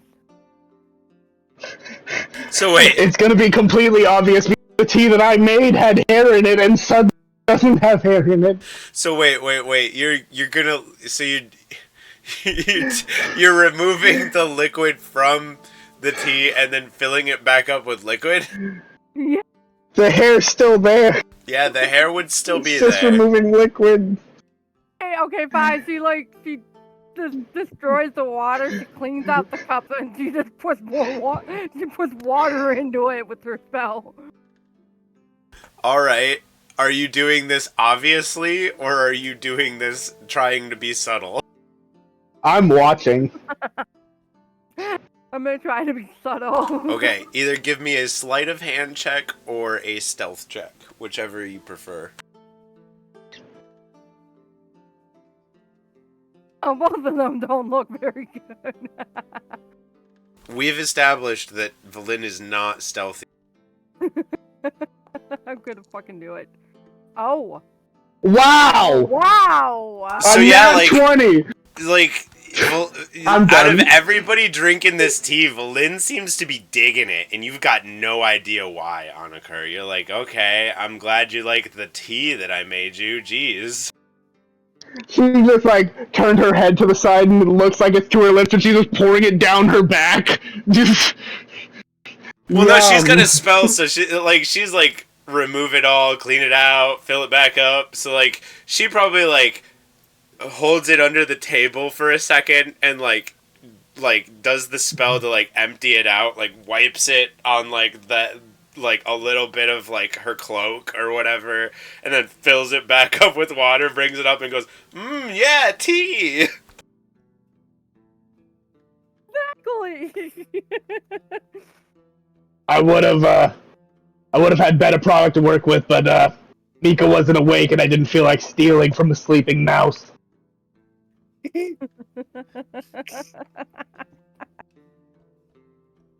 I'm glad you enjoy it, weirdo. And she her corner of her mouth kind of like twitches with a smile, not smile.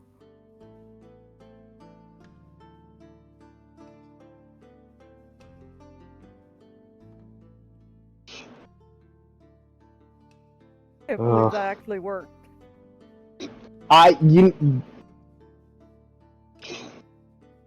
You and me both, sister. One time she is stealthily. It's to lie to a friend. I see.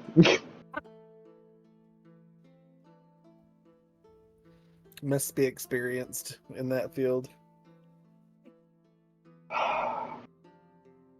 When you try your best, don't succeed. Belinda doesn't want to be rude, but unintentionally she did it come Yeah. off rude. I think the moral of the story is that Valin is good at being sneaky when it's grounds for being polite and proper. Yeah.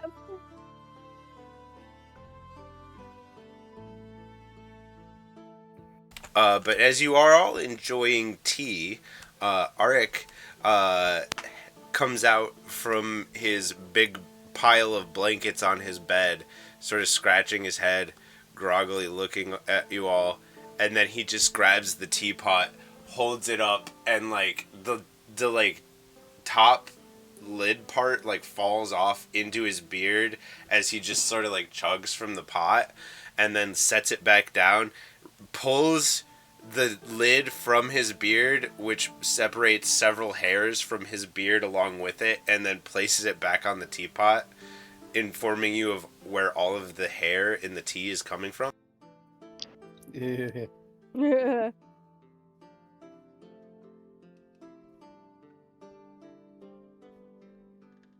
But as soon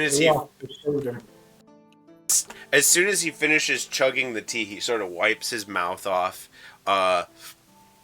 looks at you all, and goes, "So, how soon would you like to set off?" And here I come, just getting up. Someone say something about tea? Yeah, I didn't want to get into your supply of tea while you were asleep in order to make tea, so I had to make hair tea, which Valen seems to really enjoy. And there's a cup set out for Mika at the little kotetsu table. And I jump up there and I start drinking on it.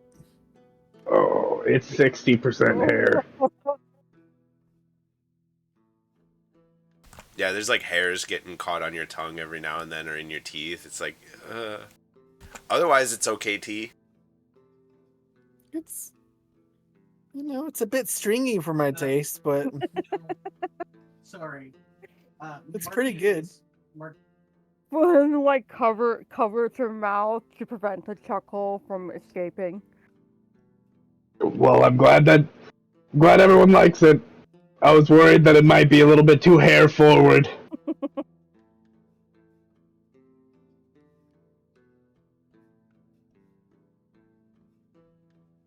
You could almost say it's harassment, but Harassment. As you're Monica all, is gonna walk off the balcony. as you're all cracking puns about hair, a knock comes at the door, which strikes you all as weird, considering that this is the only guy living here. But he goes cheerfully to the door, opens it up, and a robot like the one that you saw before sort of leans in against the door frame, not able to make it through because this is a smaller door and he's a very larger robot, but it passes along this tray of these fresh scones and croissants that just, like, you can see the steam rising off of them, and you can smell, like, apple and cinnamon in the air. As Arik brings the tray over to the table and sets it down, and shoves a few of the products into his mouth immediately himself. I'm grabbing one of them croissants. I'm gonna grab one, but I'm gonna ask the middleman, do you have one of those red crystals inside of you? The automaton looks down at you, and it cocks its little robot head. It makes some noises like...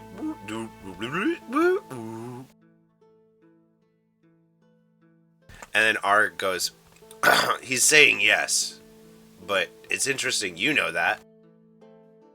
I read it in a book last night. It was cool.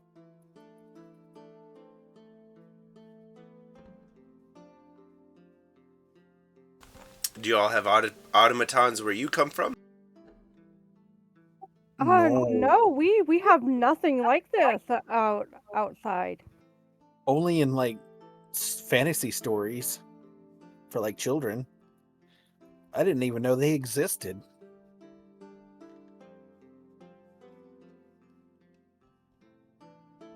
We ran into one construct-like thing before, but was it similar? Because the one that's our friend, was that one similar?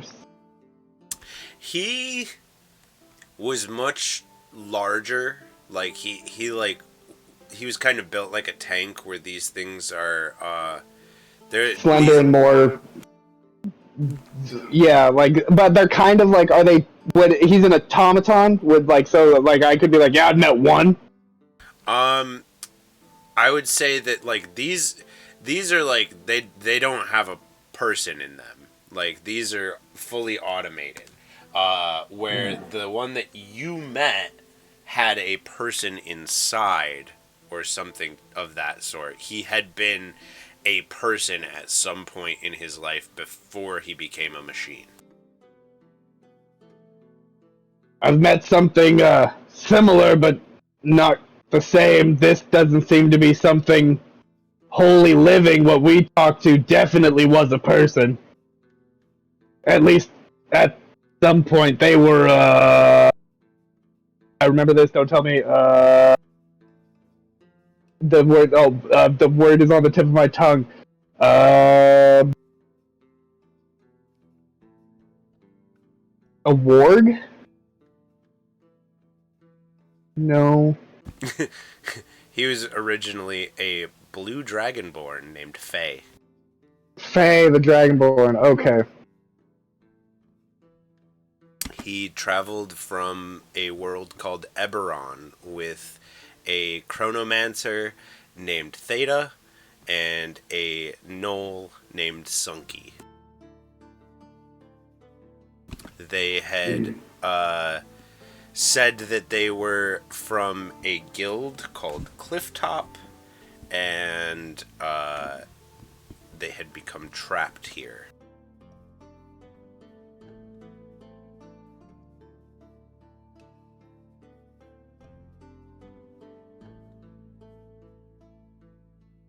And they're still here, are they?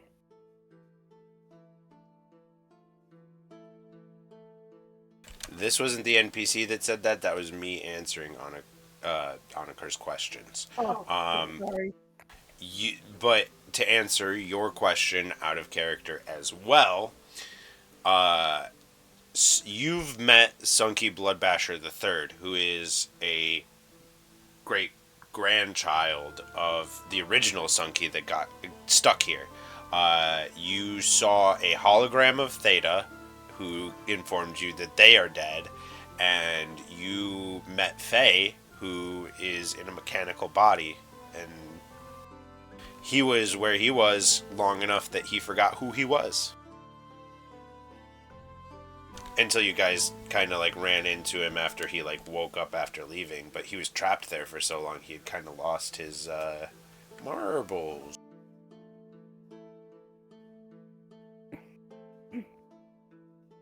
In some way I met Theta. He was Alpha.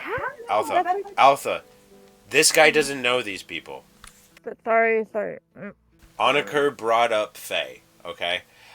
This guy is going to respond to the bringing up of Faye, though, and he will say, you met a person inside of a machine? Like, it wasn't... like... It was a consciousness, or their consciousness, their self, their spirit was inside of this giant golem-like construct, like similar to your automatons here, but much broader, much more tank-like, and it was trapped where it was for so long that it had forgotten who it was. But after we had inadvertently opened up its impromptu prison and let it out, and it kind of found its way back to a friend of its, well, at least a relative of a friend. Very interesting. We were never able to achieve such technology. It was sort of not really banned, but looked down upon to try and put yourself inside of a machine. But I can't say I'm not curious.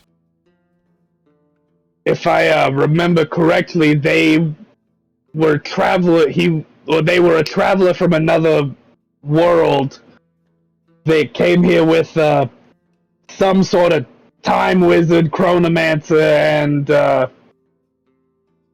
a gnoll named Sunky, I think. And Sunky's great, however many times removed grandchild is alive and kicking. And that's where our robot companion Faye ended up. Huh. Interesting. To think of all of the types of people that could travel between worlds, there would be a knoll. When you say worlds, you don't just mean the islands, correct? You mean someplace else? I want you to look me in the eyes and tell me you don't know the answer to that question yourself. Well, okay, so it would, whether or not this guy would know from what you've said would depend on whether or not you mentioned Eberron. Because hearing the name Eberron, he would recognize that is not this place. Okay, well, I will reference, I believe they called it Eberron. Yep, that would definitely be beyond the stars, as they say. The four islands are Narth, which is where we are, as you all know, the land of Shaden. There was Lumeria, Earth, and Magnaria.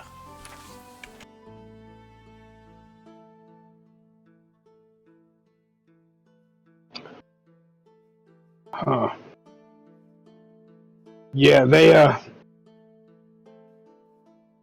they didn't definitely seem from anywhere that I would have ever recognized. One of them was some sort of projection, like almost like somebody had cast a spell on me to see an image of something, but it was of something called Theta. And it talked of, and that's pretty much where we got that information about where they came from. But we had other companions who may have been able to would have been more closely connected to that. But it's definitely a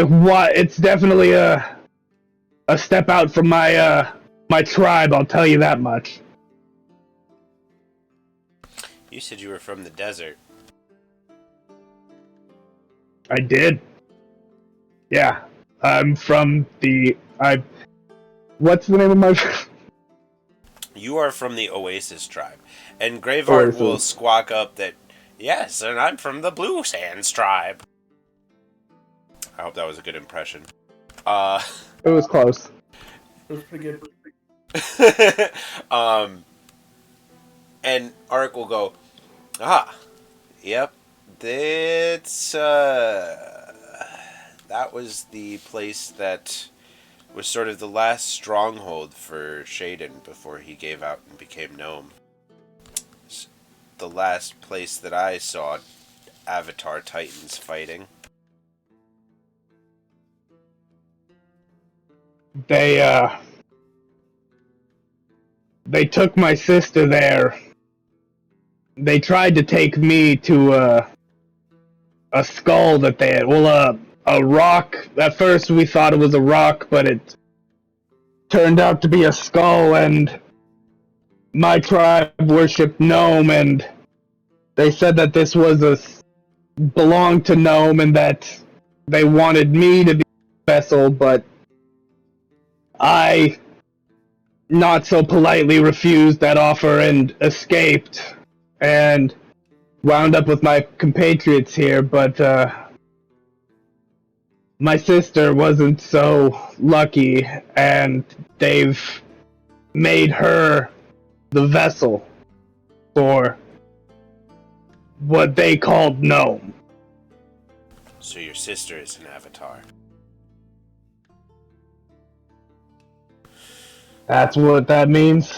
That bodes ill. Vlin puts a hand on Oniker's shoulder in like comfort.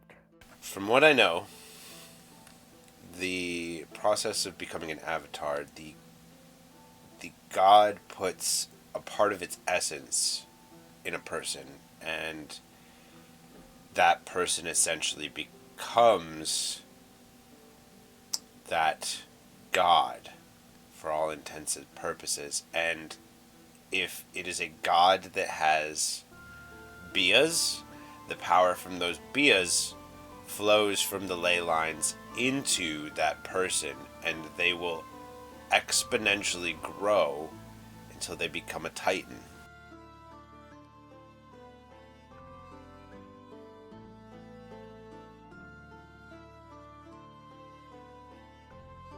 Does that mean that if we were able to find any of the Bias that it's currently connected to and remove them, it would save my sister? It would stem the change. But do you remember earlier when you were talking about banishing the creature from the weapon? Yes. The more powerful banishments might actually work in this scenario. But you know what that takes and how hard that situation would be to set up. As well, I would say there is another way I had heard of to undo that change, but it has been so long since I heard it, I'm afraid that I can't do anything more than tell you there is a way.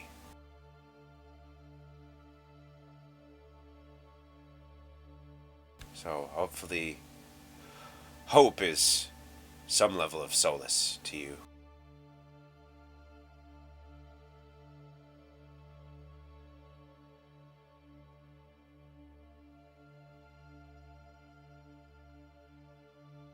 Anakur is going to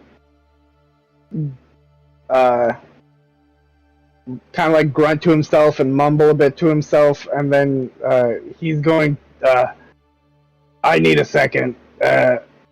I'm gonna be back at the astronomy tower, and then he's gonna just kind of hurriedly walk out of the room.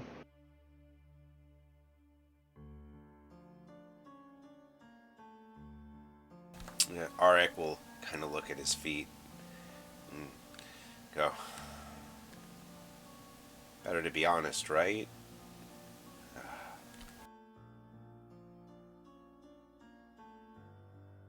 Perhaps you ladies should check on your friend. I imagine that news wasn't easy. Or who knows, maybe he does want to be alone. I haven't been around people in a long time. It's hard for me to tell. It's hard for me to know what to say.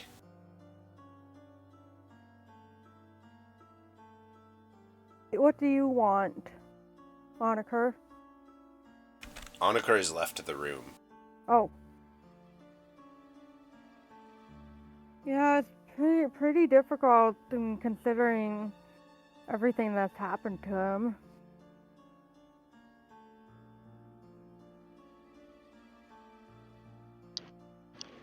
You guys have questions that you need answered, so I'd say you take a minute, and then you can come check on Anakur. You don't need to rush there right now.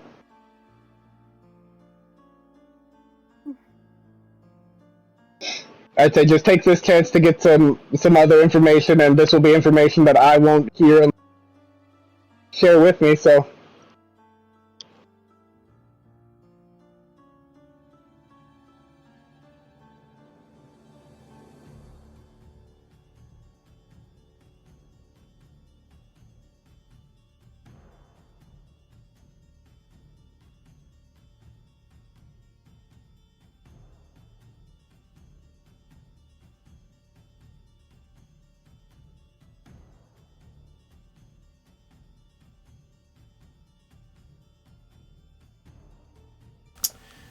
So, did Mika or Evelyn have any questions that you wanted to ask?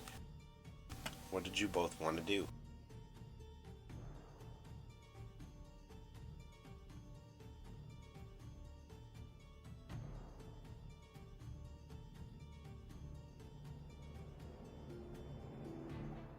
I think I'm good. I just wanna.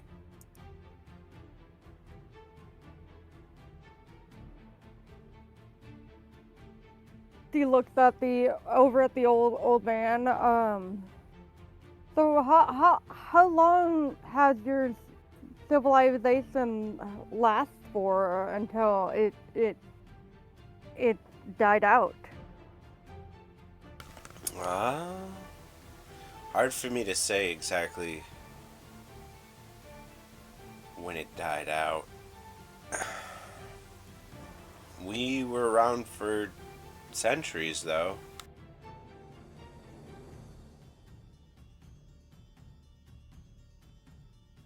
The Aranites used to spread all over. We were a very diverse people. Each of us had an animal companion.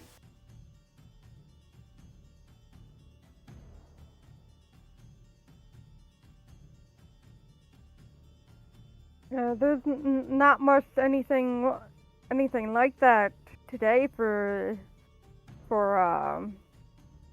I guess not Arnites, but people who worship Arin. I will say, Valin has met one Aranite before. Who are they again? The little old lady who lived in the snail. Oh, yep, her. I've met an old lady who said that she was did she say that to Valin that she was an Aranite? Yes, she did. She said that she was an Aranite.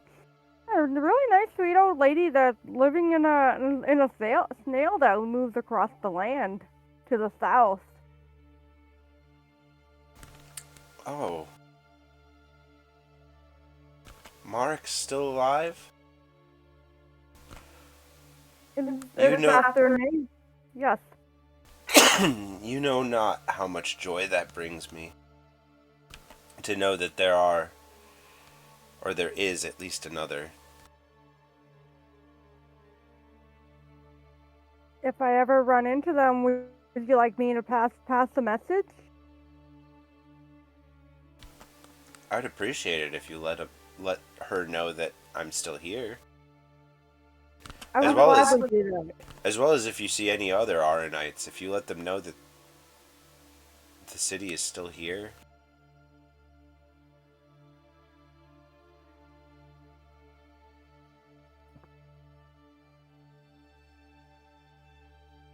The word to every Aranite I come across, whatever it's in a month, in a year, or in a decade.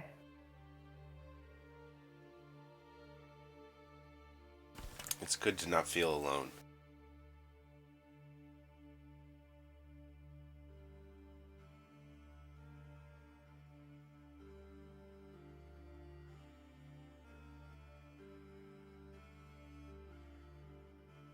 And he sort of hops onto this stool in front of the desk that Crow is resting on. And he starts to examine it again.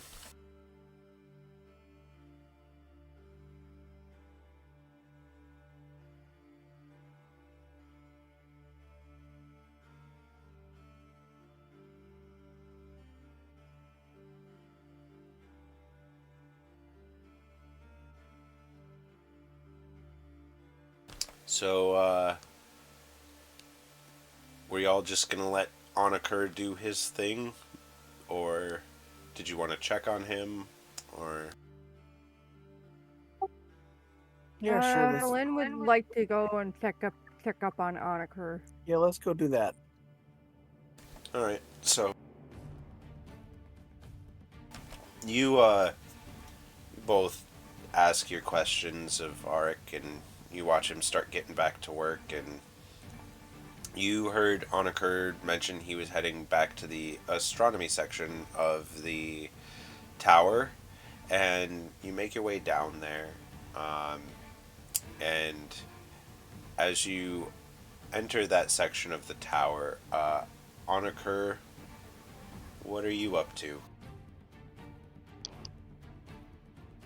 So he's gonna be sitting out on the balcony. He's gonna be singing a song quietly to himself, Once he notices that people are coming, he's going to stop singing, but he's going to continue to strum the song, and it's just going to be a song from back at home, a song from his childhood, and he's just going to be sitting there to himself thinking, and after he, once they get close enough and he like kind of fully notices them, he'll stop playing and he'll turn and he'll be like, "I'm sorry if I made you guys worry. I just needed to be a bit more in the open air. Being inside of big towers and stuff like this isn't really my usual hangout, so I felt like I might be able to process the information better out here, but all it really coming out here has really done is made me realize I failed my sister in a lot of ways." I'm gonna reach up and touch you and be like, you didn't fail anyone. Life is hard, but we got friends, right? We got each other. We're We here for had you, a- Honaker. He's it's gonna feel good knowing that he has the companionship, but he's gonna sigh and he's gonna, but my sister didn't. I was the one who was supposed to be there for her, and at the first sign of trouble, I ran and I left her.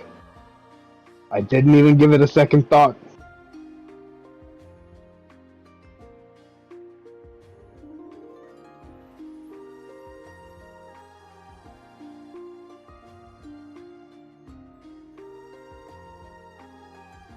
I need to fix this.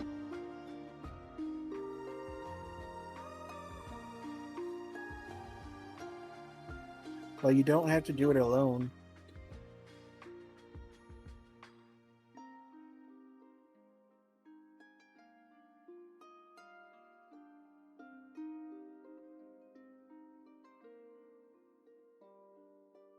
Yeah. Annika is gonna start crying.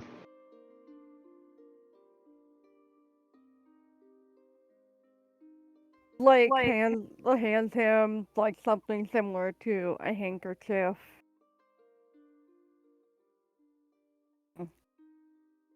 Not only are we friends, but in a way we're family, and we're here for one another. And no matter what, I believe that your sister loved you no matter what has happened or will happen.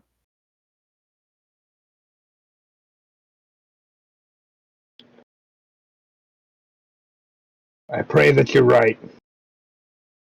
I really do.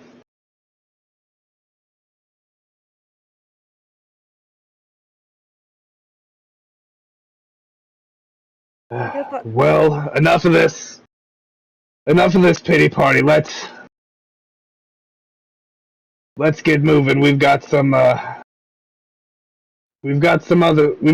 stuff to take care of.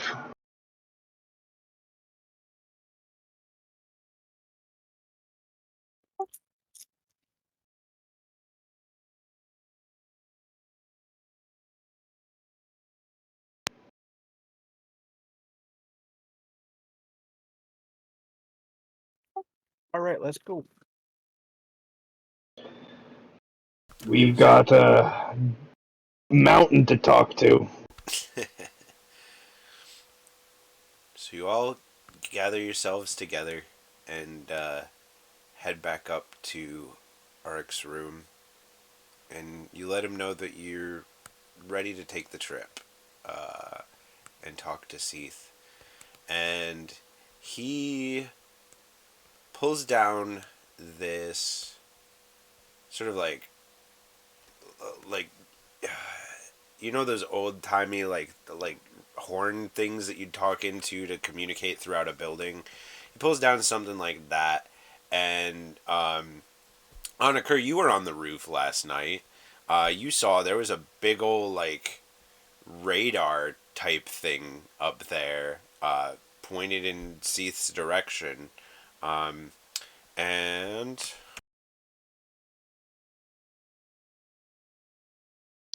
I probably just thought it was some sort of vent for this big ass tower.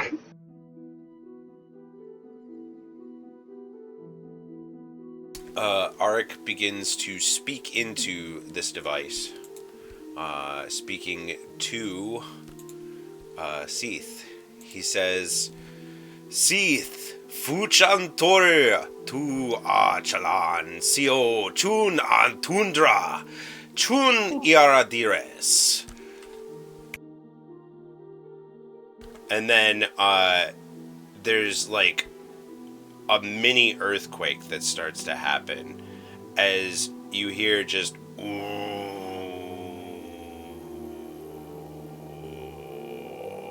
from the horizon, as the creature's eyes that have been fixed on the distant horizon now come down to the tower in Bwold, looking at you all, and the mountain to the east that is one of his arms begins to move in your direction.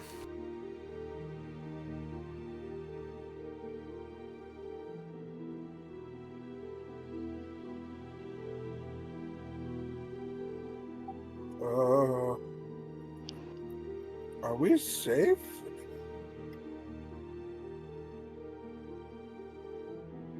I think that's our ride.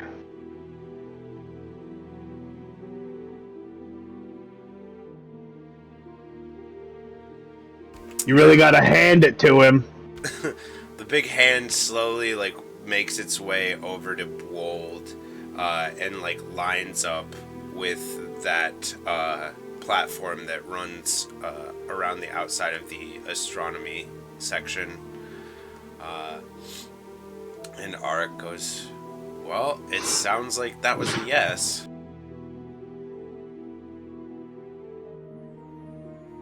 Whew. Well, that was I'm gonna- really cool. Yeah, that's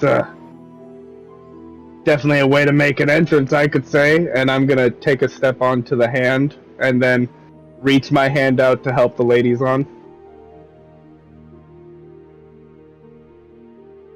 I imagine Graveheart flaps his way up on there. Or their way up on there.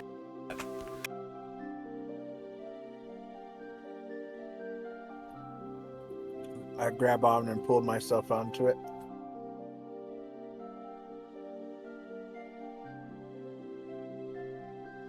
And as you all make it on top of the hand, Art goes, you all know where you're going, right?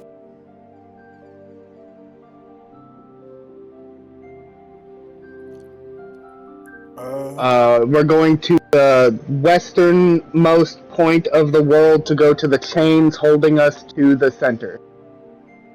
That's it. I'm sure you'll be able But to we're find being it. dropped off on the east first. We're being dropped off to the east and having to make our way, or to the south and having to make our way west. He'll take you southwest. You'll still be Okay. a little ways east of the edge of the world down there. But if you go far enough west, you'll find the edge of the world, and if you follow that far enough south, you should be able to find the chain. All right. And as the giant sees like a confirmation between the two parties, the hand rapidly begins moving through the sky, as you all fucking fly at like what feels like Mach 1 to the southwest.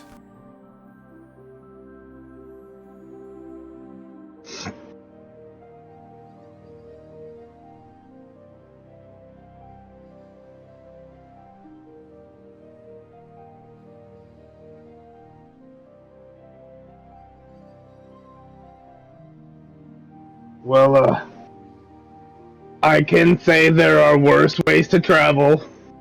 There are definitely better.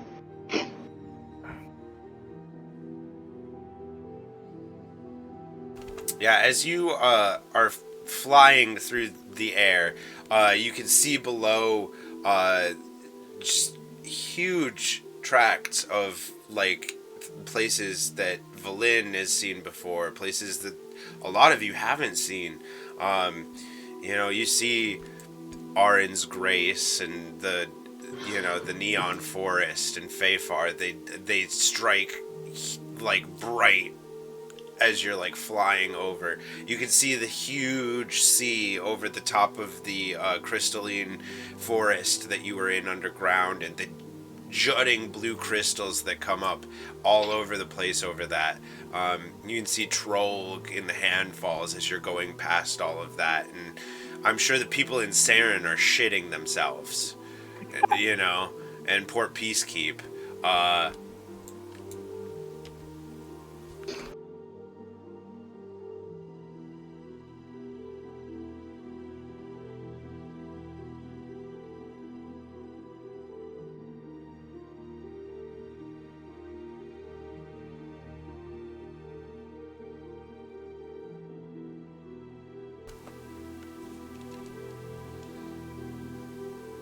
I am going to have a physical reaction being a lizard. This sucks immediately. How deep is it? Mika's head is probably like it's probably up to Mika's chin. It's probably like up to like Oniker's ankle or knee. I'm gonna attempt to climb out of the hole that I'm in now. I pick Mika up and let Mika sit on my, hold onto my back or sit on my shoulders. Yeah, it wasn't a hole. Like the snow, there's just loosely packed snow flying all over the place. You are now in a tundra. Oh, this sucks. Lizards have no way of actually telling temperature, they just get slower. So yeah, nobody has warm clothing. You've all experienced winter to some degree before, but none of you have felt anything like this. The wind bites to the bone as you trudge through the very deep and loose snow that sort of drags at your feet with each step. And as Oniker's lizard body feels like it's slowing as he described, and everybody else is shivering terribly, you almost feel like you're about to become icicles, and you all gain a level of exhaustion as you spot a small town on the horizon.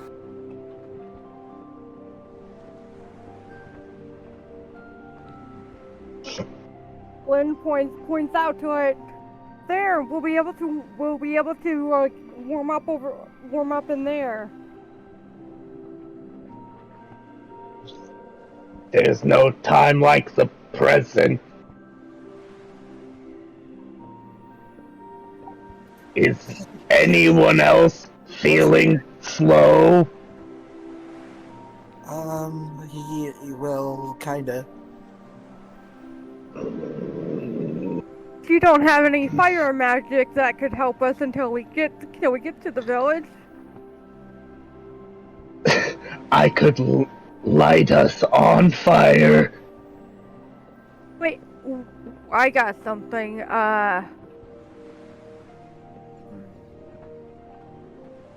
What? Oh, this casting time's fucking 1 hour. No, no, that's not gonna work.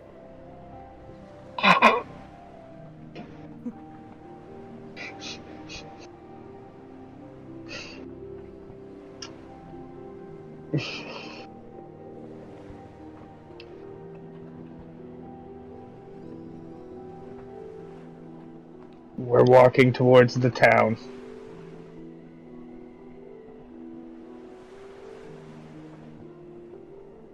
Alright, you all make your way towards the town, and it is so hard. It's like,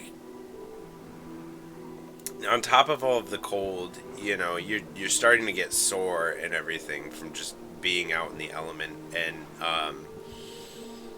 each step just gets harder and harder. Like when you've been hiking for like 4 or more hours, like it is hard to continue to keep your body moving, and eventually, after about another hour of travel, you make it to this small town, and as you're approaching, a lot of it looks like it's in ruins. This place could be a ghost town, but you're all fairly perceptive individuals, and as you scan around, you do notice signs of life, and you notice what looks like it could be an inn.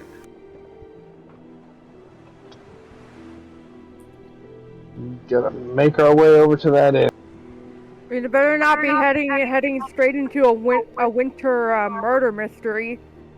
Ooh. I As long will as burn the building to the ground if there is some fuck shit going on. well, hey, at least it would be warmer. Yeah. For how long? And I will cast my freaking tiny hut, and we will be in a completely temperate and climate-controlled area for 8 hours as it burns down around us.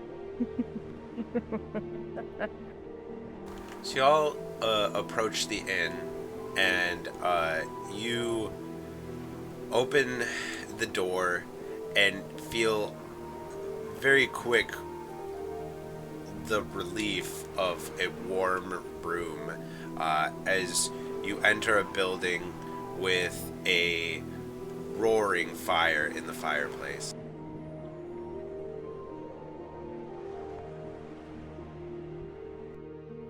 My nose is frozen. I'm going to put Mika down in front of the fire and take my little shoulder cape that I had on and throw it over them like a blanket. Can Valin scour for blankets, warm, or any type of warm clothing?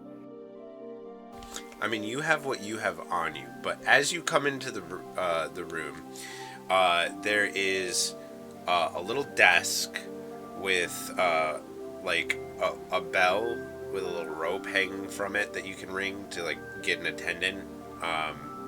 But you don't hear anyone upon.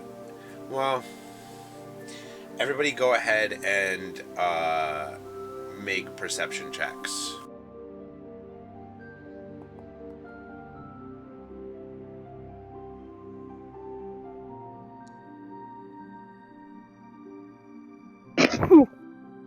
Wow.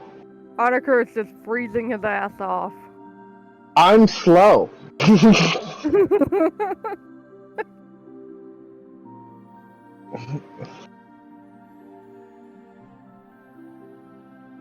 Anakor is just very aware of how anatomy works, and he knows if he is this freezing and he is this big, that Mika is probably much further off being cold. So that's why he gave up. He put the cape around. It's also worth noting you all have one level of exhaustion right now, so you all get disadvantage on ability checks. So you'd be doing this at disadvantage. Oh, we gotta re-roll then. Yeah, so if you all want to roll again and take the lower of the two numbers.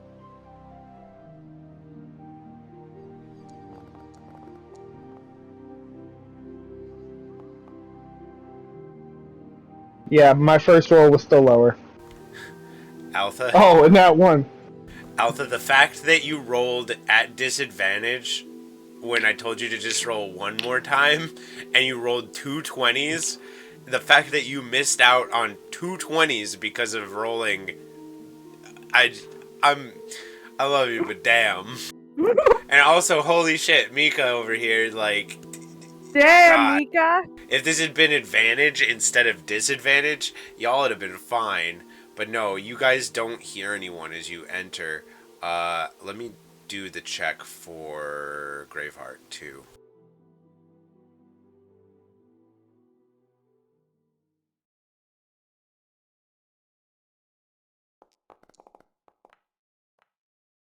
Damn. Yeah, none of you catch it as you're all like sort of like warming up at the fire immediately after entering. A white rabbit folk lady in a very like heavy like tunic that like is just obviously meant to keep her warm, like this fluffy coat over it. She comes out and sticks a pitchfork at you on one side, and another guy comes out on the other side, and like he's got like a scimitar like thing. It's not exactly a scimitar, but like a makeshift scimitar, and like they're both like holding these very crappy weapons at you. Like, where did you come from? What are you doing here? Whoa, whoa. Slow your roll. We mean no harm. We were Came from seeking outside. shelter from the storm. We got stuck in the storm outside a bit out of our element, as you can tell. And we came to the first place that hadn't had any sign of life. It was either this or dying out in the storm.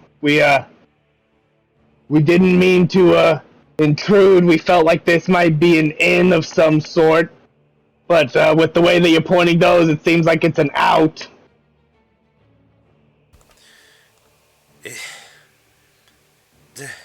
Where did you come from? Would you believe me if I told you a giant hand placed us in the middle of the frozen tundra? I mean, as you can see, we got nothing of warmth on us. They're like looking you up and down. Does anyone speak Sylvan?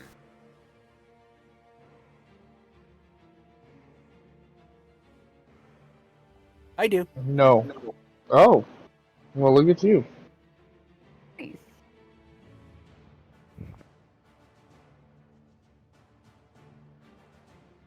So in Sylvan, they're like, do you trust them? Where did they come from? Where could they have come from? And I will say back to them, yes, you should trust us. We're good guys. They look a little eased by the fact that you know Sylvan. And then the lady asks you,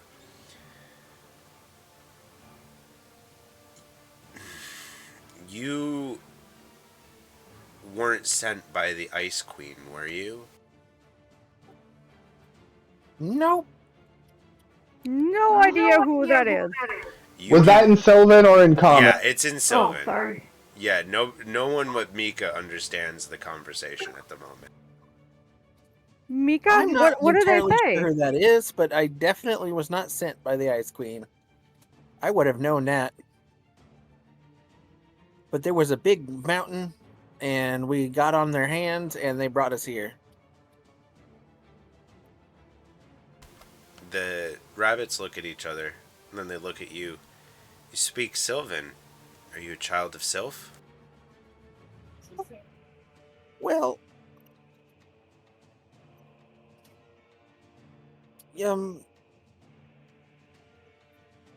I kind of just studied how to speak this language. I'm actually... You would know from the little bit of adventuring you've done thus far, and from the history that's been told where you're from, you would know that your people are children of Arin, who is a child of who is Sylph's daughter. Your people have the ability to speak Sylvan because you are descended from Sylph.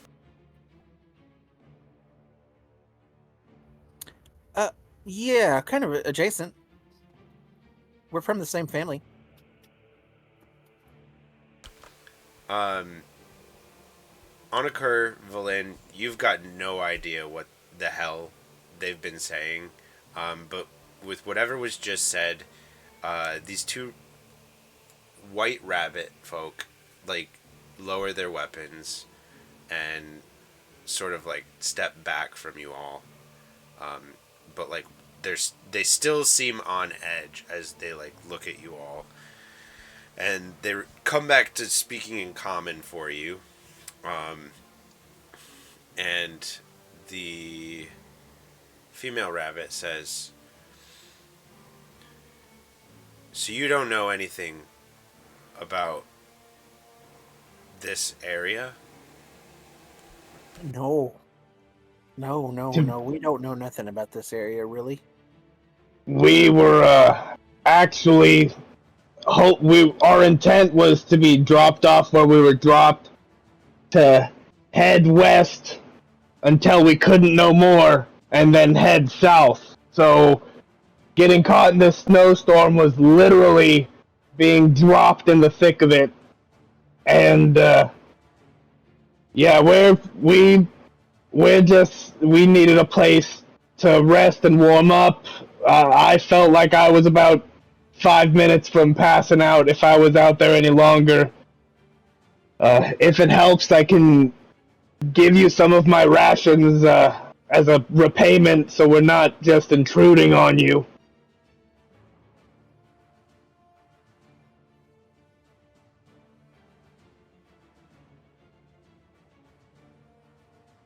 They sort of, like, step aside, knowing that they can't talk in Sylvan without being understood. They, like, step aside and, like, start talking to each other, attempting to be far enough away that they can't be heard by you all. And, you know, they sort of whisper back and forth. And then they come back to the group, and she says, "We will allow you to stay here, and we can provide you with warmer clothing to protect you from the elements, on the condition that you offer us your services. We notice you all are carrying weapons, and you all look quite strong. We are dealing with a very unique issue."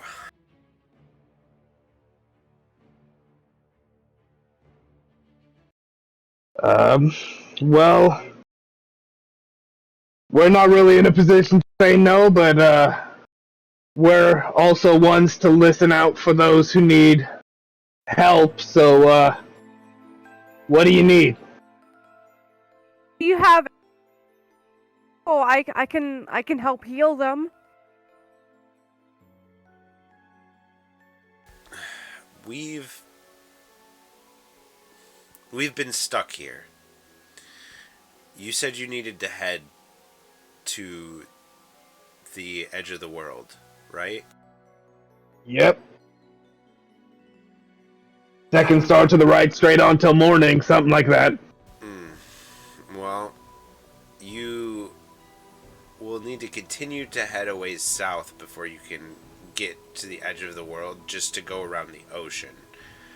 But if you're heading in that direction, either way, the Ice Queen's castle is in between here and there.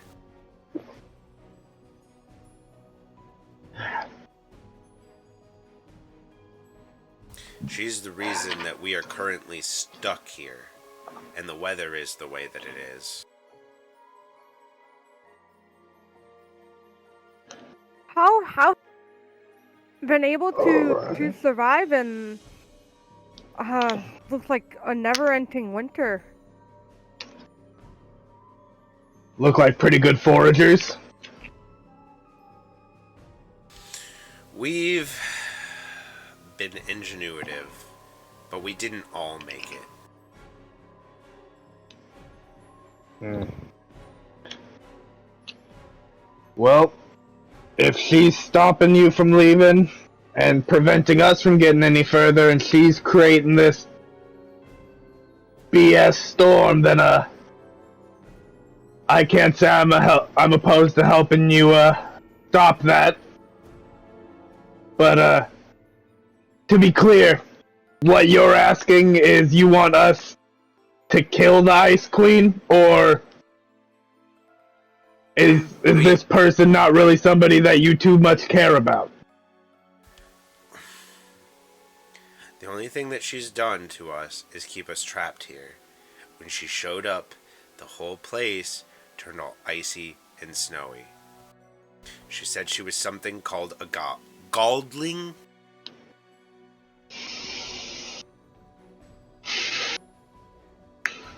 Alright then. Well, we'll help.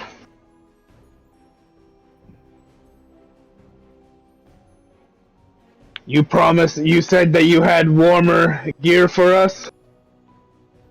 Yes, and you all look like you need a rest, so you can make use of the rooms. This was an inn, but obviously we aren't getting any guests anytime soon.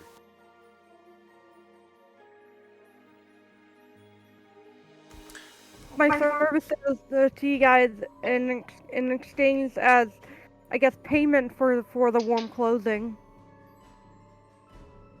Well, that was what we were asking, that you deal with this Ice Queen in exchange for the clothing in the rooms.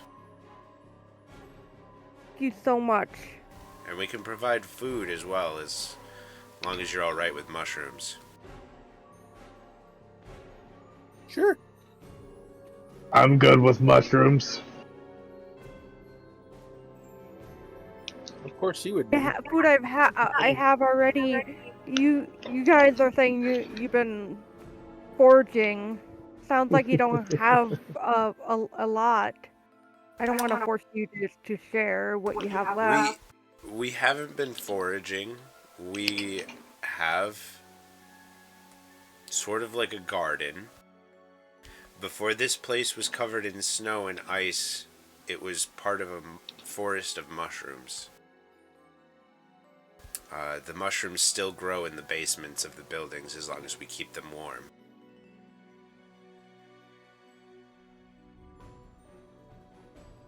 Alright. Well, let's rest up and get our game plan together. I guess it's time for us to tell this Ice Queen to let it go.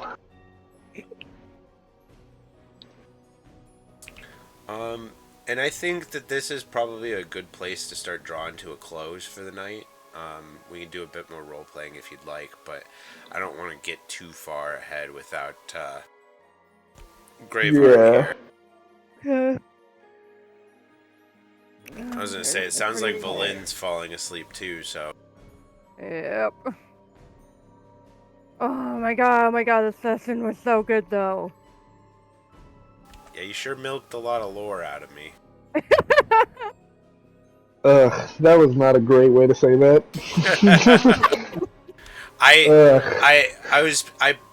I tried to do the best that I could while making sure that I only really constrained myself by the knowledge of the character.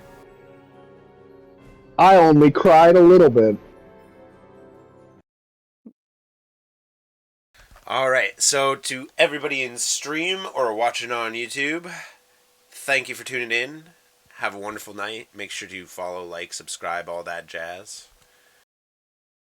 Good night, stream. Thank you for joining us.